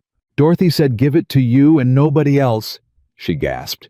"And there's men coming, 3 of them, on the main road, with rope and in cans, Mrs. Cole cans that slosh. They're 20 minutes behind me, maybe less, and they mean to burn you." Anna took the box, 11 years of Evelyn Crow's ghosts in her 2 hands at last, and down the main road in the gray before dawn came the sound of horses. The horses were coming, and Anna Cole stood in her own yard, holding 11 years of proof in 2 hands, and she understood in that instant that the whole war had just come down to 20 minutes. "Inside," Ethan said. His voice had gone flat, and terrible, the voice of a man who'd spent 15 years alone, and knew exactly what it was to fight from a corner. "All of you. Now." "Ethan, the box goes where they can't reach it, and neither can you. Move." He was already positioning himself, rifle up, eyes on the road. "Ruth the mule into the barn out of sight. Anna, get Dorothy and the box down into the root cellar and don't come up no matter what you hear. You understand me, no matter what you hear." But Anna didn't move toward the cellar. She grabbed Ethan's arm and turned him half around, and her eyes were burning. "No," she said. "Listen to me. If we hide, we lose. Even if we survive the morning, we lose. 3 men burn your ranch and ride off, and it's the thief and the monster's word against a respectable woman's, and the box burns with the house, and my father died for nothing." Her grip tightened. "You told me. That first day. Targets fight back, curses run. You told me not to be a curse." She thrust the box into Dorothy's arms and turned back to him. "So we don't hide the proof and pray. We make sure it's already gone before they get here. Ruth's mule is spent, but Hale's horse isn't." Everett Hale, standing in the doorway with his coat half on, understood in an instant. "Give me the box," Hale said. "I ride now hard for the capital. Even if they burn everything behind me, I carry the one thing that finishes her, and there's not a horse in Evelyn Crow's stable that catches a federal examiner with a 2-county head start. No." Anna's mind was moving faster than the horses. "If you ride out now, straight down the road, you ride into them. 3 armed men, one of you. They'll cut you down and take the box, and there won't even be a story left to tell." She turned. "Ruth, the cross-country track you came in on. The one no fine horse would take. Can a man on a good horse follow it out the back the way you came in?" "A brave one could," Ruth said. "It's rough, but it comes out on the north road 3 miles up past where they'd think to look. Then that's the ride." Anna took the box back from Dorothy and pressed it into Hale's hands. "You go out the back cross-country north road, and you don't stop for anything until there's a courthouse between you and this county. Sturgis rides with you. 2 men are harder to stop than 1, and if one falls, the other carries it." She looked at Hale hard. "Can you read Dorothy's cipher?" "No." Then it's useless to them, and it's useless to you until I've built the case. Anna's jaw set. Which means the box alone isn't enough. You need me to have finished the work, and I haven't, and there's no time. For one terrible second, the whole thing teetered, the proof in her hands, worthless as scribbles. The case unbuilt, the men 20 minutes out becoming 15. And then Dorothy Wells spoke from the doorway, and her ruined voice was steady as stone. You don't need the case built, child. You need the witness who can build it somewhere they can't burn her. The old woman came forward. Send me. With the box. I wrote the cipher. I can read it in my sleep. I match it to the bank records. Doyle turns over, and I build the case myself in the Capitol, in a room full of federal men while you two hold the ranch. They're not coming here for me anymore. They're coming here for the box. So the box leaves, and I leave with it. And everything they came to burn is 3 miles gone before they ever kick your door. The yard went silent for one heartbeat. Dorothy, Anna started. You can barely... I walked 6 miles in the dark 2 nights ago to hand you 1 page. Dorothy's clouded eyes found Anna's face with terrible accuracy. Don't you dare tell me an old blind woman can't ride 3 miles to hand a court 11 years. She reached out and gripped Anna's wrist one last time. I've been nothing for 11 years, child. Let me be the thing that ends her. Let an old coward have the last brave thing. And Anna Cole, with the horses growing louder on the road, did the hardest arithmetic of her life, and knew Dorothy was right. Go, she said. Both of you. Take Dorothy. Take the box, ride the backtrack north, and don't look behind you.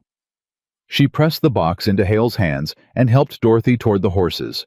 And Sturgis was already mounting, and Ruth was leading the good horses around toward the rear of the ranch where the cross-country track began. When you get there, you tell them everything. You tell them about my father.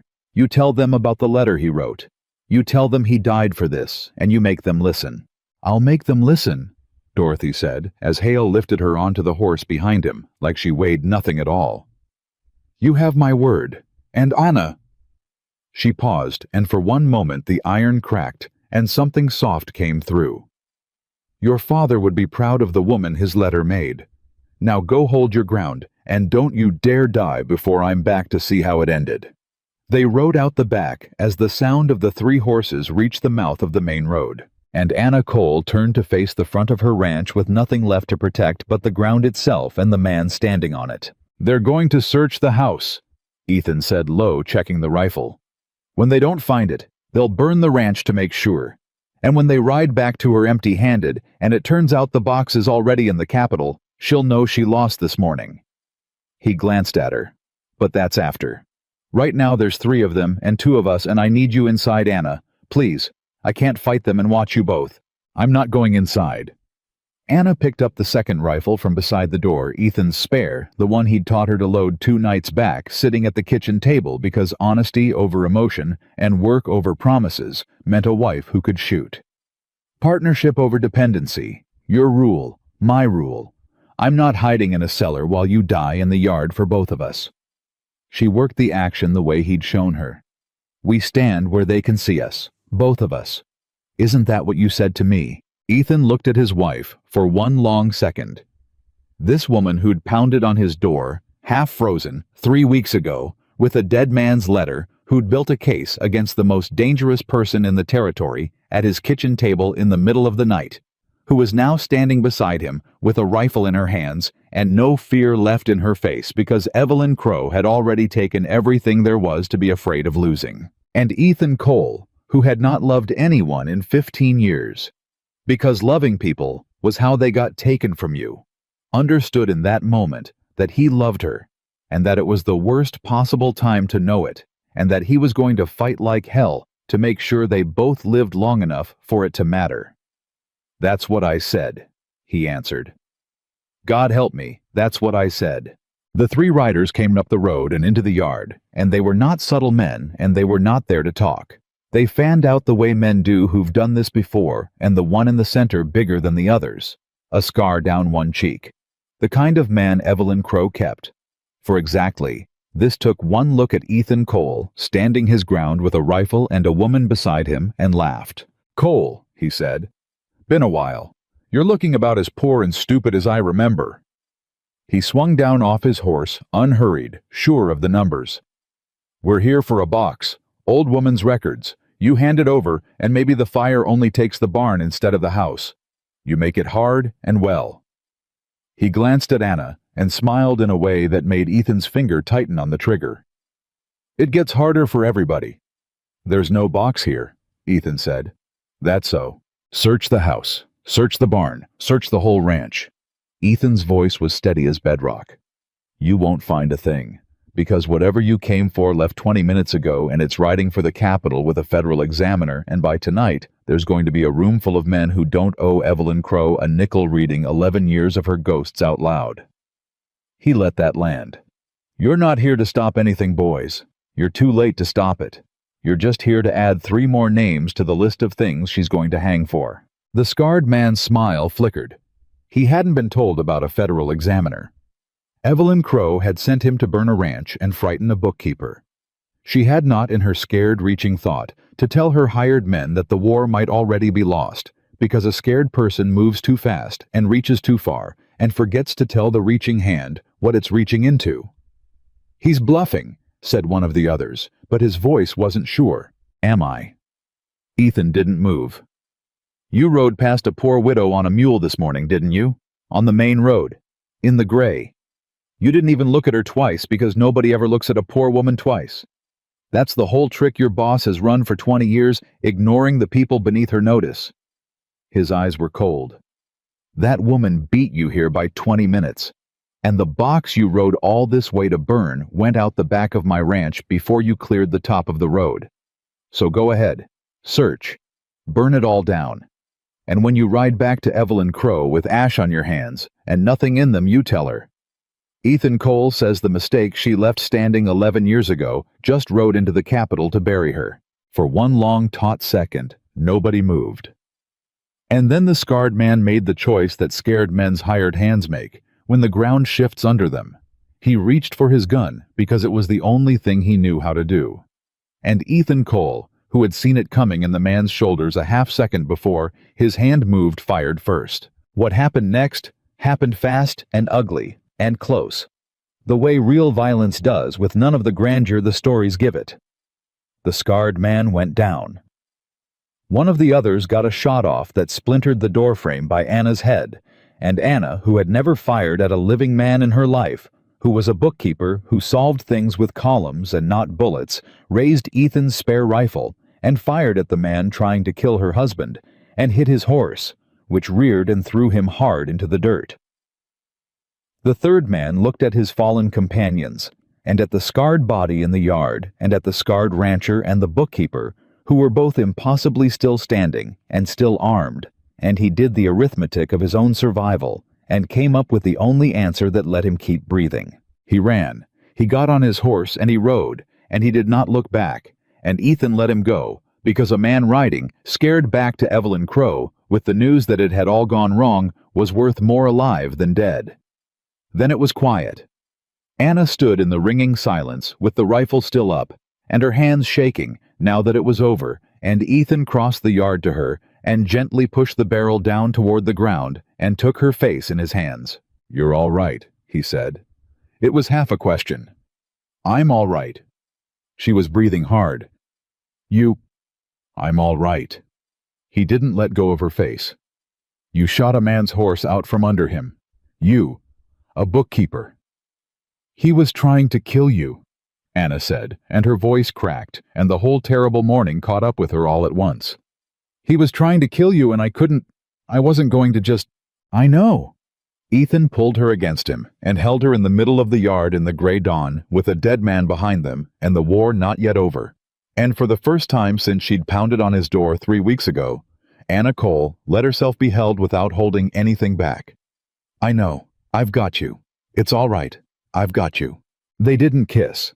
There wasn't time, and it wasn't the moment, and neither of them was ready to say the thing out loud.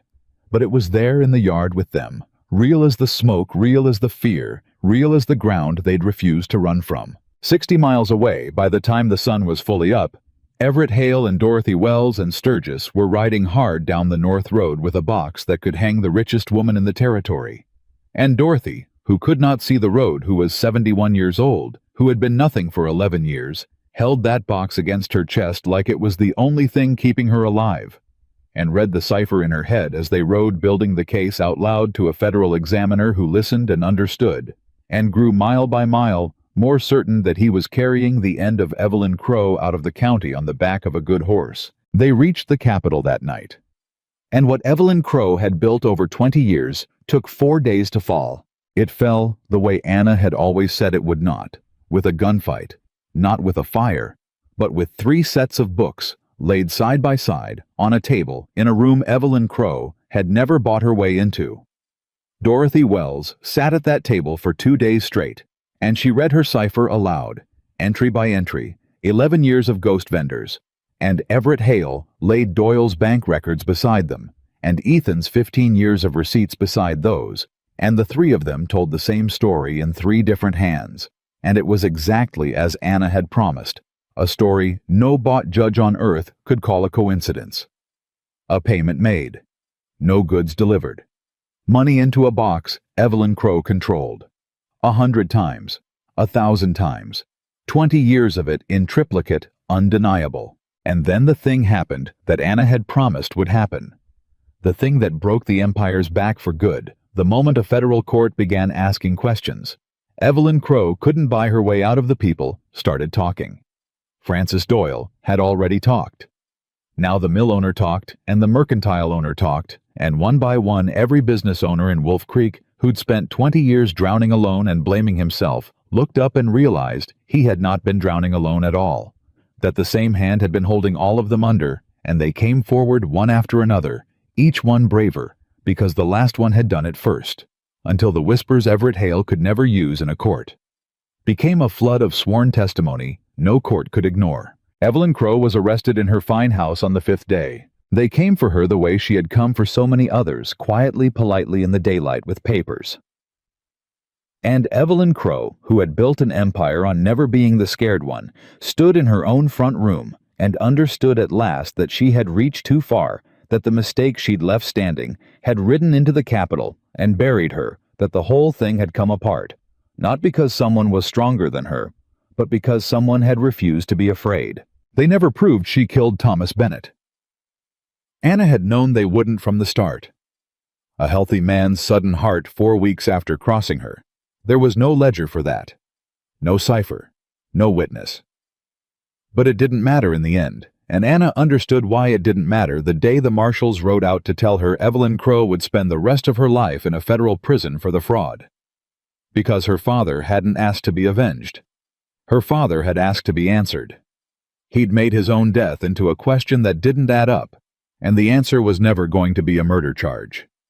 The answer was the thing itself. The empire broken, the county free. The silence ended, the woman who'd stolen 20 years of other people's lives sitting in a cell while the people she'd robbed walked into the daylight and stopped being afraid. Thomas Bennett had asked for the truth to survive, and it had. Francis Doyle was not prosecuted.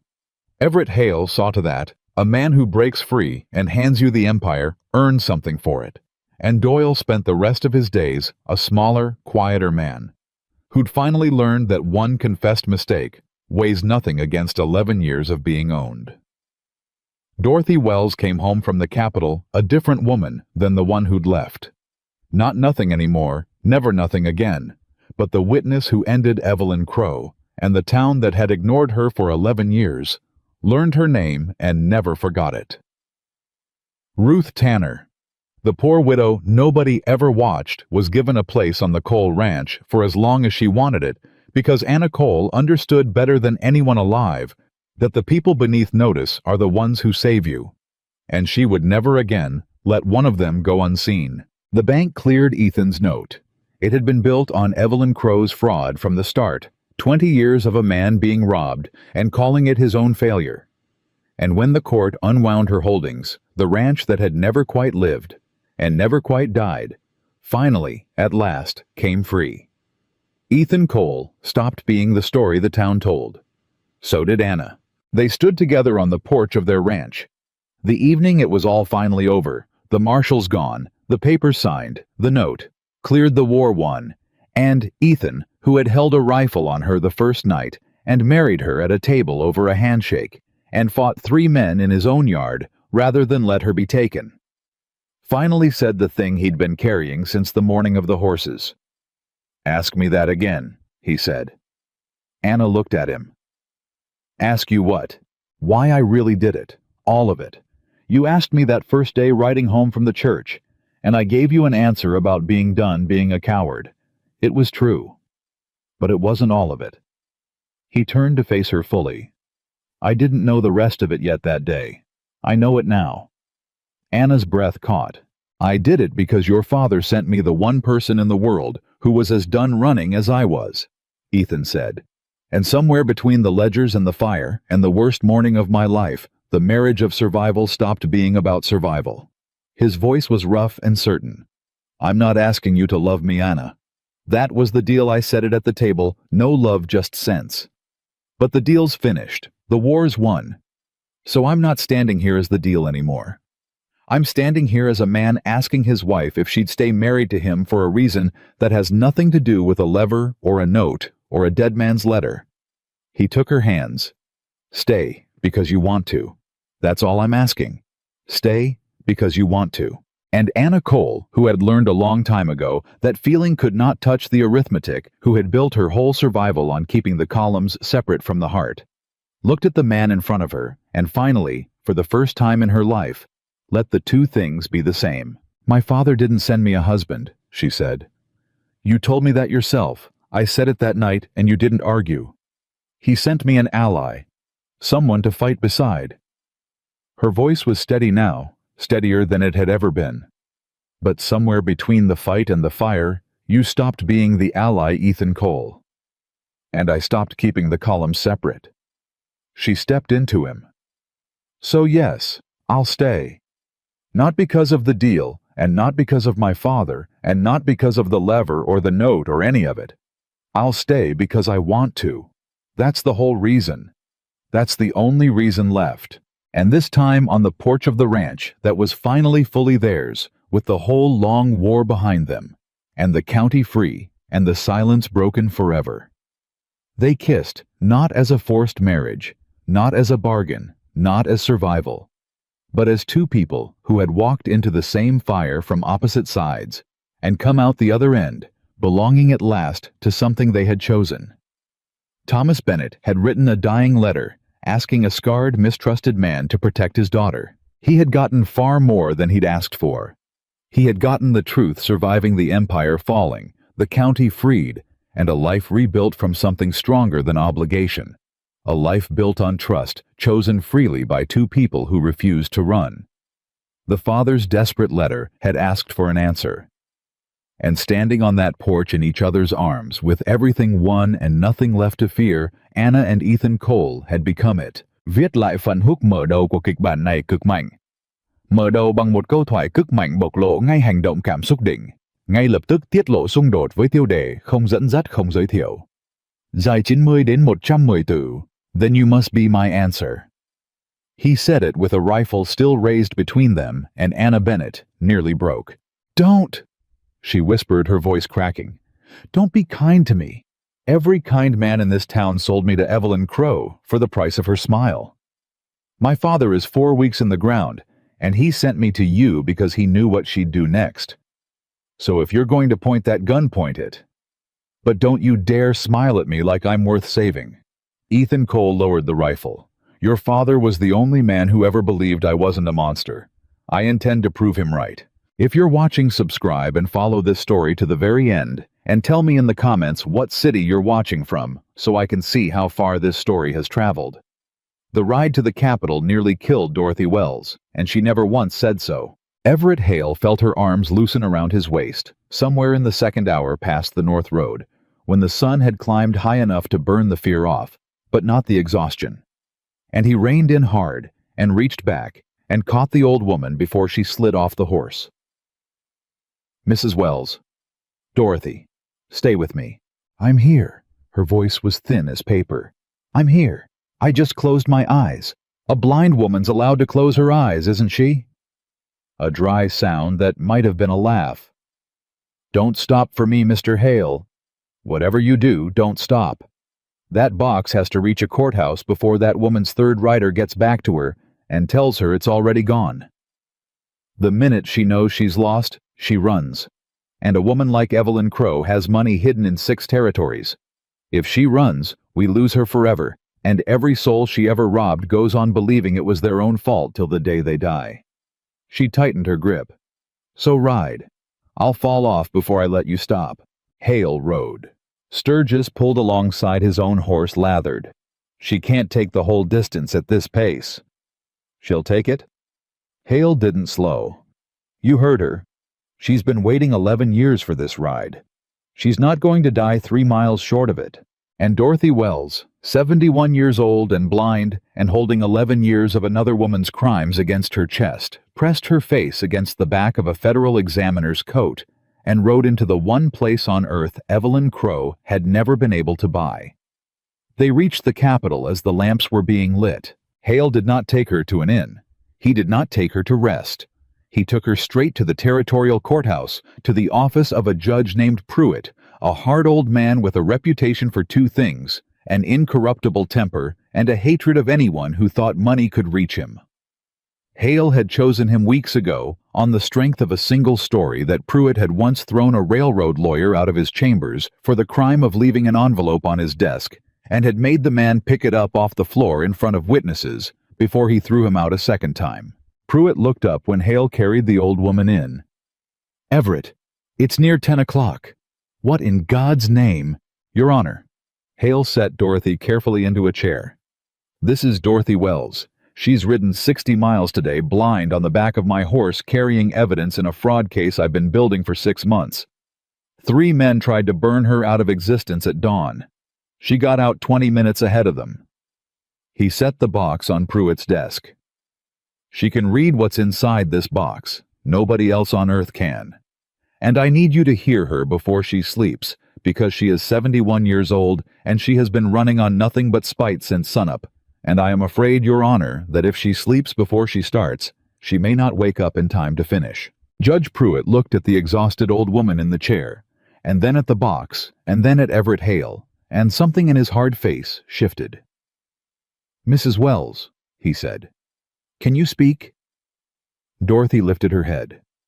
I've been quiet for 11 years, Your Honor, she said. You'd have to fight me to make me quiet again. Pruitt almost smiled. Then talk, he said, and he sat down, and he did not leave that chair for the next 2 days. What Dorothy Wells did over those 2 days, Everett Hale would describe for the rest of his life as the single most extraordinary thing he ever watched a human being do. She could not see this box. She did not need to. She had written every mark in it herself, in a cipher of her own making, and 11 years of another woman's crimes lived behind her ruined eyes as clearly as they lived on the page. Hale would lift a leaf of paper from the box and read her the date and the marks, and Dorothy Wells would close her eyes and translate this vendor, this amount, this box. It went into this good. It was never delivered, and Hale would lay Doyle's bank records beside it. And there it would be the same date, the same amount. The money leaving the bank exactly as Dorothy said it had, vanishing into exactly the place Dorothy said it went. And then, because Anna had thought of everything, Hale would lay Ethan Cole's receipts beside those. And the third witness would confirm what the first 2 had sworn the vendor Evelyn Crow had paid, had never in 15 years delivered so much as a single sack of feed to the ranch that paid for it. A payment made, Pruitt said quietly on the first day, watching the 3 sets of books agree for the 10th time. No goods delivered. Money into a box she controlled. 100 times, Your Honor, Dorothy said, eyes closed. I've got 100 more where that came from. Shall I keep going? Keep going, said Judge Pruitt. She kept going. By the end of the first day, she had built 40 airtight cases. Each one small. Each one undeniable. Each one a single stone in a wall that was rising higher than any bought judge could ever tear down. By the end of the second, she had built over 100, and Everett Hale had watched a hard old judge go slowly white with the scale of it, because it was one thing to suspect a woman was a thief, and another thing entirely to watch hour after hour the exact machinery of 20 years of theft laid bare by a blind woman who could not stop. "How did you carry this?" Pruitt asked her near the end of the second day. His voice had lost all its hardness. 11 years. Knowing all of it. In your own head. How did you carry it and say nothing? Dorothy Wells was quiet for a moment. "I told myself I was being wise," she said. "I told myself a person can't fight a thing that big, so the smart thing is to survive it. I called my silence wisdom for 11 years, Your Honor." Her clouded eyes turned toward the sound of his voice.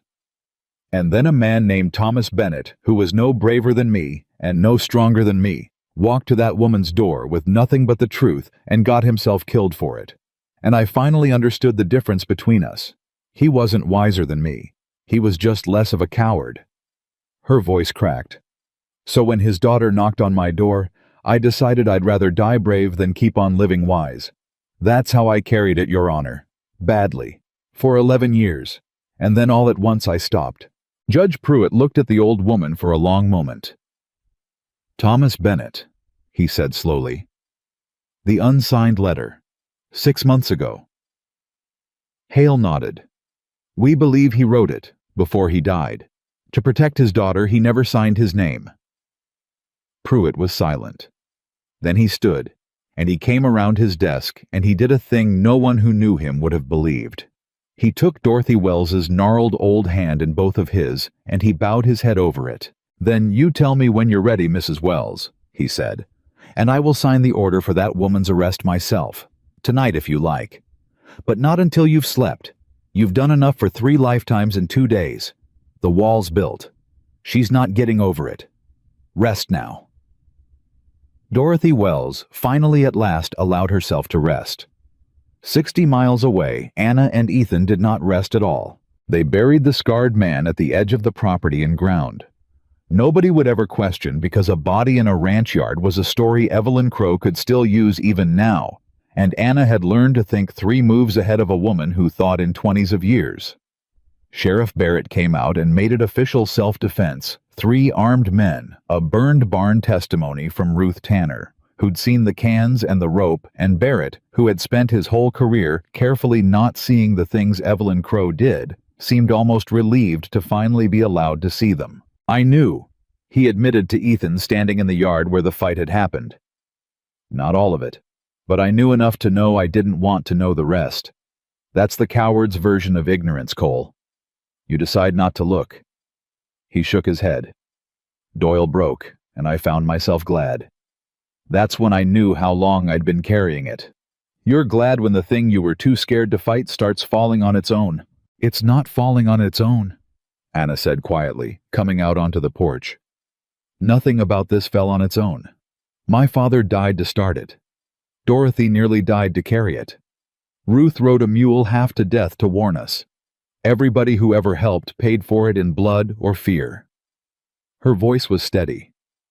"The only thing that fell on its own was the lie, and it only fell because enough people finally decided to stop holding it up. That was the waiting, the terrible, endless waiting 4 days of it, with the box gone north and no word coming back." Anna could not build the case anymore, because the case had left with Dorothy. She could not fight, because there was nothing left in the yard to fight. She could only wait, and waiting was the one thing Anna Bennett had never been able to do. She'd learned patience for 1 week to protect Dorothy's records. Now she had to learn it again for 4 days that felt like 4 years, not knowing if Hale had reached the capital, not knowing if Dorothy had survived the ride, not knowing if Evelyn Crow's 3rd rider had reached her in time for her to run. She could be gone already, Anna said on the second night, unable to sleep sitting at the table where she'd built so much of the case. She could be 3 territories away by now with a new name and half her money, and we'd never know until it was too late. She could be. Ethan sat across from her the way he had that first night. Or she could be sitting in her fine house right now, too proud to run, because a woman who's never lost in 20 years doesn't believe she can lose. Pride's a kind of blindness too, Anna. Yours isn't the only kind in this story. Anna looked at him.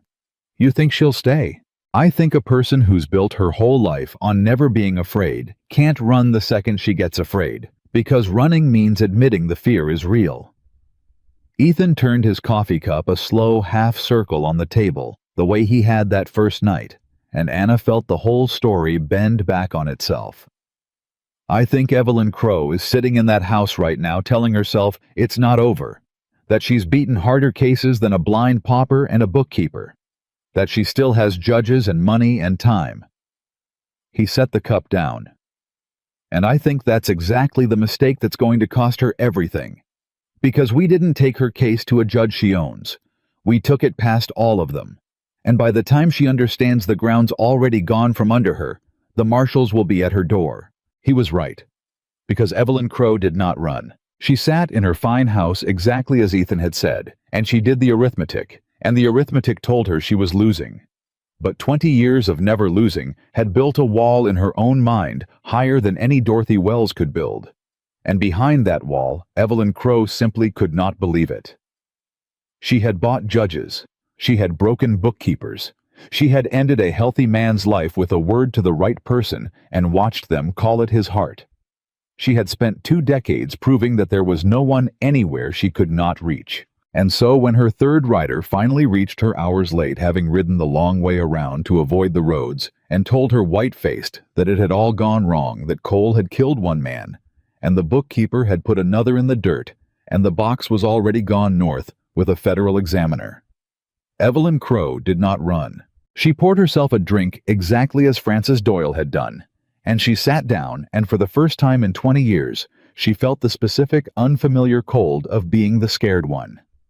Then she reached for paper and ink as she always did. But there was no one left to write to. That was the thing she understood slowly, sitting alone with the pen in her hand. Doyle had broken. The judges she could reach were 3 days' ride away, and useless against a federal court. The men she paid to make problems disappear had just tried to make the Cole Ranch disappear, and come back with 1 dead and 1 fled and nothing to show.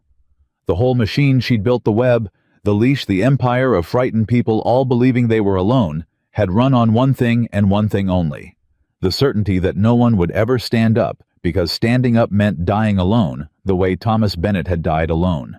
And now 3 ruined people had stood up together and shown the whole county that no one who stood with them stood alone anymore, and the machine had nothing left to run on.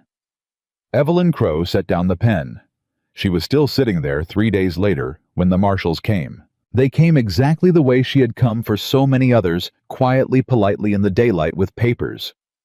There was no drama to it, and that was the cruelest thing of all, because Evelyn Crow had built a life on drama, on the theater of ruin, on standing in the middle of a mercantile and destroying a girl with a single sentence. And her own ending had none of it. Just a marshal at her door, with an order signed by a judge she'd never been able to buy, reading her the charges in a flat official voice, 20 years of theft laid out in numbered counts, each one built from 3 sets of books that agreed. On what evidence? She said. It was the only thing she said, and she said it out of pure instinct, the reflex of a woman who had always had an answer. On the sworn account of Mrs. Dorothy Wells. The marshal said, cross-referenced against the bank records of Mr. Francis Doyle and the private receipts of Mr. Ethan Cole. 3 independent sources, ma'am. Judge Pruitt reviewed all of it personally. He said to tell you, the marshal glanced at a note. He said to tell you it took 11 years for someone to write it all down, and 2 days for it to convict you, and that he's rarely seen anything so thorough in his life. Dorothy Wells. Evelyn Crow closed her eyes. The mistake she had left standing. The blind old pauper she'd let live, because a nothing was no threat. 11 years ago, she'd made a single decision to push the woman out quietly instead of ending her, because ending a longtime bookkeeper drew eyes, and pushing one out drew none, and that single decision, that one mistake left standing out of 20 careful years, had ridden 60 miles on the back of a federal horse and buried her. She had built an entire empire on one iron principle: you never ever leave a mistake standing. She had broken her own only rule exactly once. Once had been enough. They took Evelyn Crow out of her fine house in the daylight, and the town of Wolf Creek came out to watch, and Anna Cole watched too from the boardwalk, in the same spot where Evelyn Crow had once stood at the bottom of the church steps and called her a thief who saw things that weren't there. Evelyn Crow saw her. For one long moment across the street, the two women looked at each other. The richest woman in the territory in irons, and the ruined bookkeeper who had refused to stay ruined. And Evelyn Crow did the thing Anna would think about for the rest of her life. She did not sneer. She did not threaten. She did not summon one last cutting sentence from the arsenal that had destroyed 100 people. She simply looked at Anna Bennett with an expression Anna had seen exactly once before on the church steps, the day Anna had said, "You know exactly what I found," and the smile had slipped for half a second. Fear. And under the fear at long last, something almost like understanding. "Your father," Evelyn Crow said. Her voice carried clear across the silent street. "He sat in my parlor and told me he knew what I was. I told him no one would ever believe him. I told him he was a foolish old man and he'd do well to think of his daughter." Her chin lifted. "He said something to me that day. I've thought about it more than I care to admit. He said, 'Mrs. Crow, you've spent 20 years making sure everyone you rob believes they're alone. But the day two of them find each other, your whole world ends. And I intend to make sure my daughter is never alone again.'" Evelyn Crow's mouth twisted. "I killed him for it, and it turns out he was right anyway." She let them lead her to the wagon, and at the last she looked back at Anna one final time. "He won," Evelyn Crow said. "Your father won. Tell yourself that when you think of him. Tell yourself the old man beat me from his grave with nothing but a letter and a girl." And then, so quietly, that only Anna caught it. "I've never in my life been beaten by someone who wasn't afraid. I didn't know it could be done." They drove her away, and Anna Cole stood on the boardwalk in the spot where she'd once been destroyed, and understood that she had just heard the closest thing to a confession Evelyn Crow would ever give the admission in front of the whole town that Thomas Bennett had died for exactly the reason Anna had always known, and that his death had not been in vain. She did not cry. She had done her crying. She stood very straight the way Ethan had taught her that first day riding into town. They can only take from you what you agree to be ashamed of. And she watched the wagon carry Evelyn Crow out of Wolf Creek and out of all their lives. And she felt for the first time since her father's letter that the accounts were finally fully balanced. Ethan found her there. "It's done," he said quietly, coming to stand beside her. "It's done." Anna kept her eyes on the road where the wagon had vanished. She admitted it, right there in front of everyone. Not the murder, they'll never prove the murder, I always knew that. But she admitted why he died. She said his name. She said he won. Anna's voice was steady. "That's more than I ever thought I'd get, Ethan. I came here 3 weeks ago, wanting revenge, wanting her to pay for my father, and I've learned something standing on this boardwalk." She finally turned to him. "I don't want revenge anymore. Revenge is what she'd want if she were me. Revenge is her whole language. What I wanted, what my father wanted, was for the truth to survive. And it did. That's not revenge. That's justice. And it turns out they don't feel the same at all." Ethan looked at his wife for a long moment. "Your father would be proud of you," he said. "I know you told me not to say it until you were still standing." He glanced down the empty street. "You're still standing." And this time, Anna Cole let herself hear it. Dorothy Wells came home from the capital a week later, and the whole town turned out for her, the same town that had ignored her for 11 years, calling her a blind old pauper stepping around her in the street. Now they lined the boardwalk to see the woman who had ended Evelyn Crow, and Dorothy, riding in beside Everett Hale, could not see a single one of them. But she could hear them, and she turned her clouded eyes toward the sound of a whole town saying her name, and something 11 years broken finally healed in her ruined face. "They're saying my name," she said to Hale wonderingly. "I've lived in this town for 40 years, and I don't think it ever once said my name until today."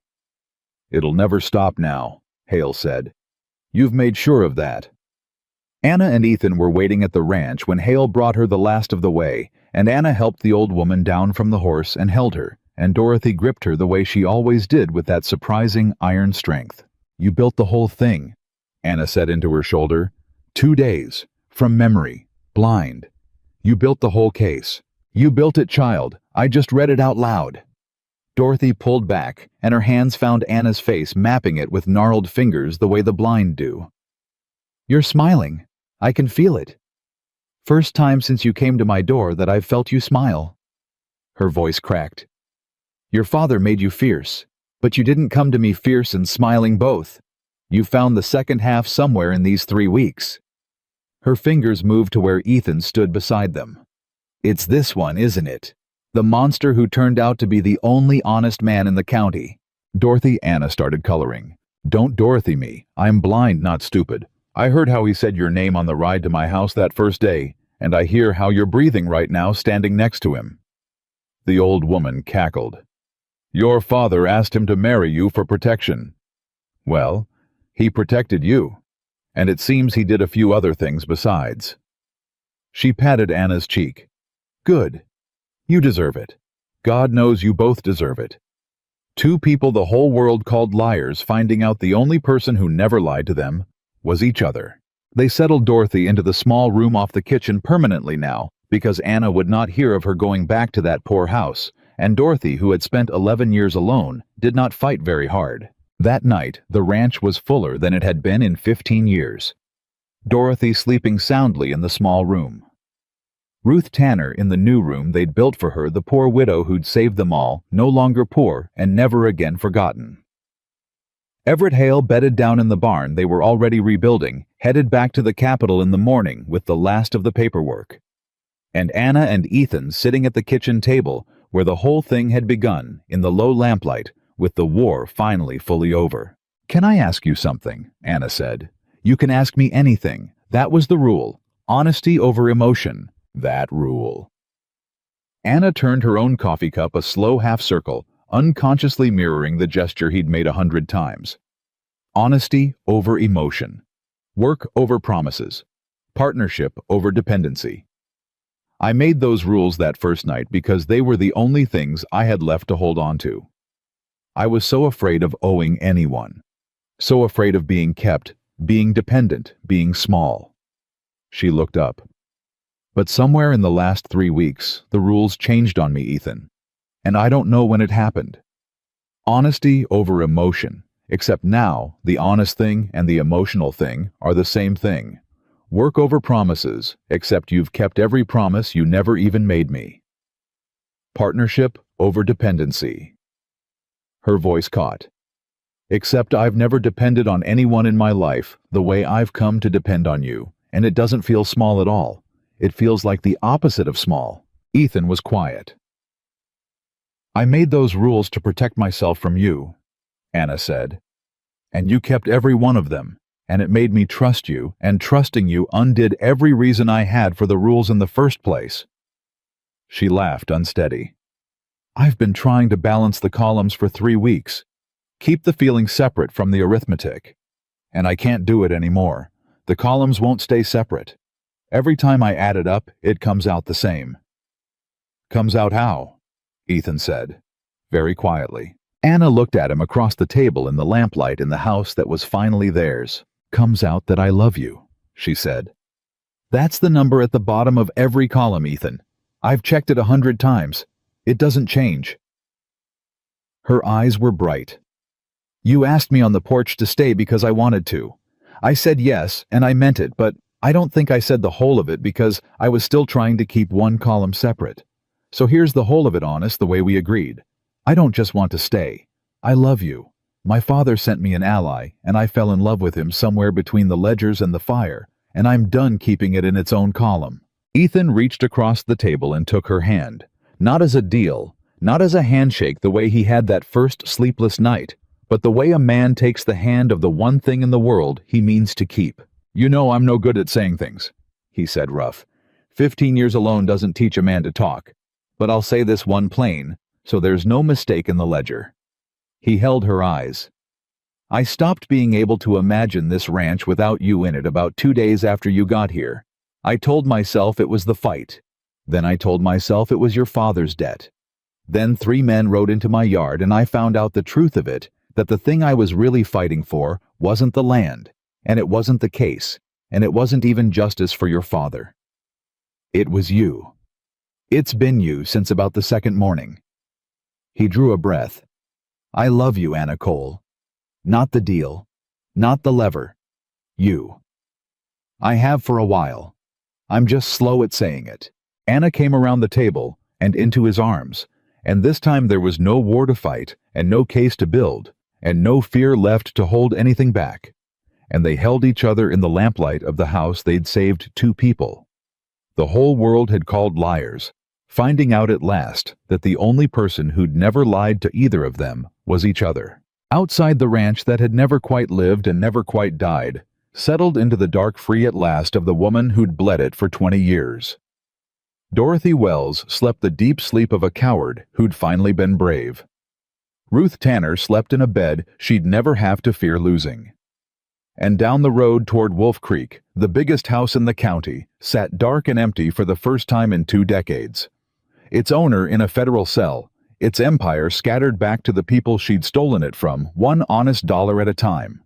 Thomas Bennett had written a dying letter asking a scarred, mistrusted man to protect his daughter. He had gotten so much more than he asked for. He had gotten the truth surviving, the empire falling, the county freed, a whole town learning to say a forgotten woman's name, and a daughter who had walked into the coldest fire of her life and come out the other side not just protected, but loved, belonging at last to a life she had chosen with her own 2 hands built on the one thing Evelyn Crow had never understood and could never steal: trust freely given, between 2 people who had refused together to be afraid. The father's letter had asked a question. And in that warm and crowded house, with everything won and nothing left to fear, Anna and Ethan Cole had become the answer to it completely, permanently, and for the rest of their lives.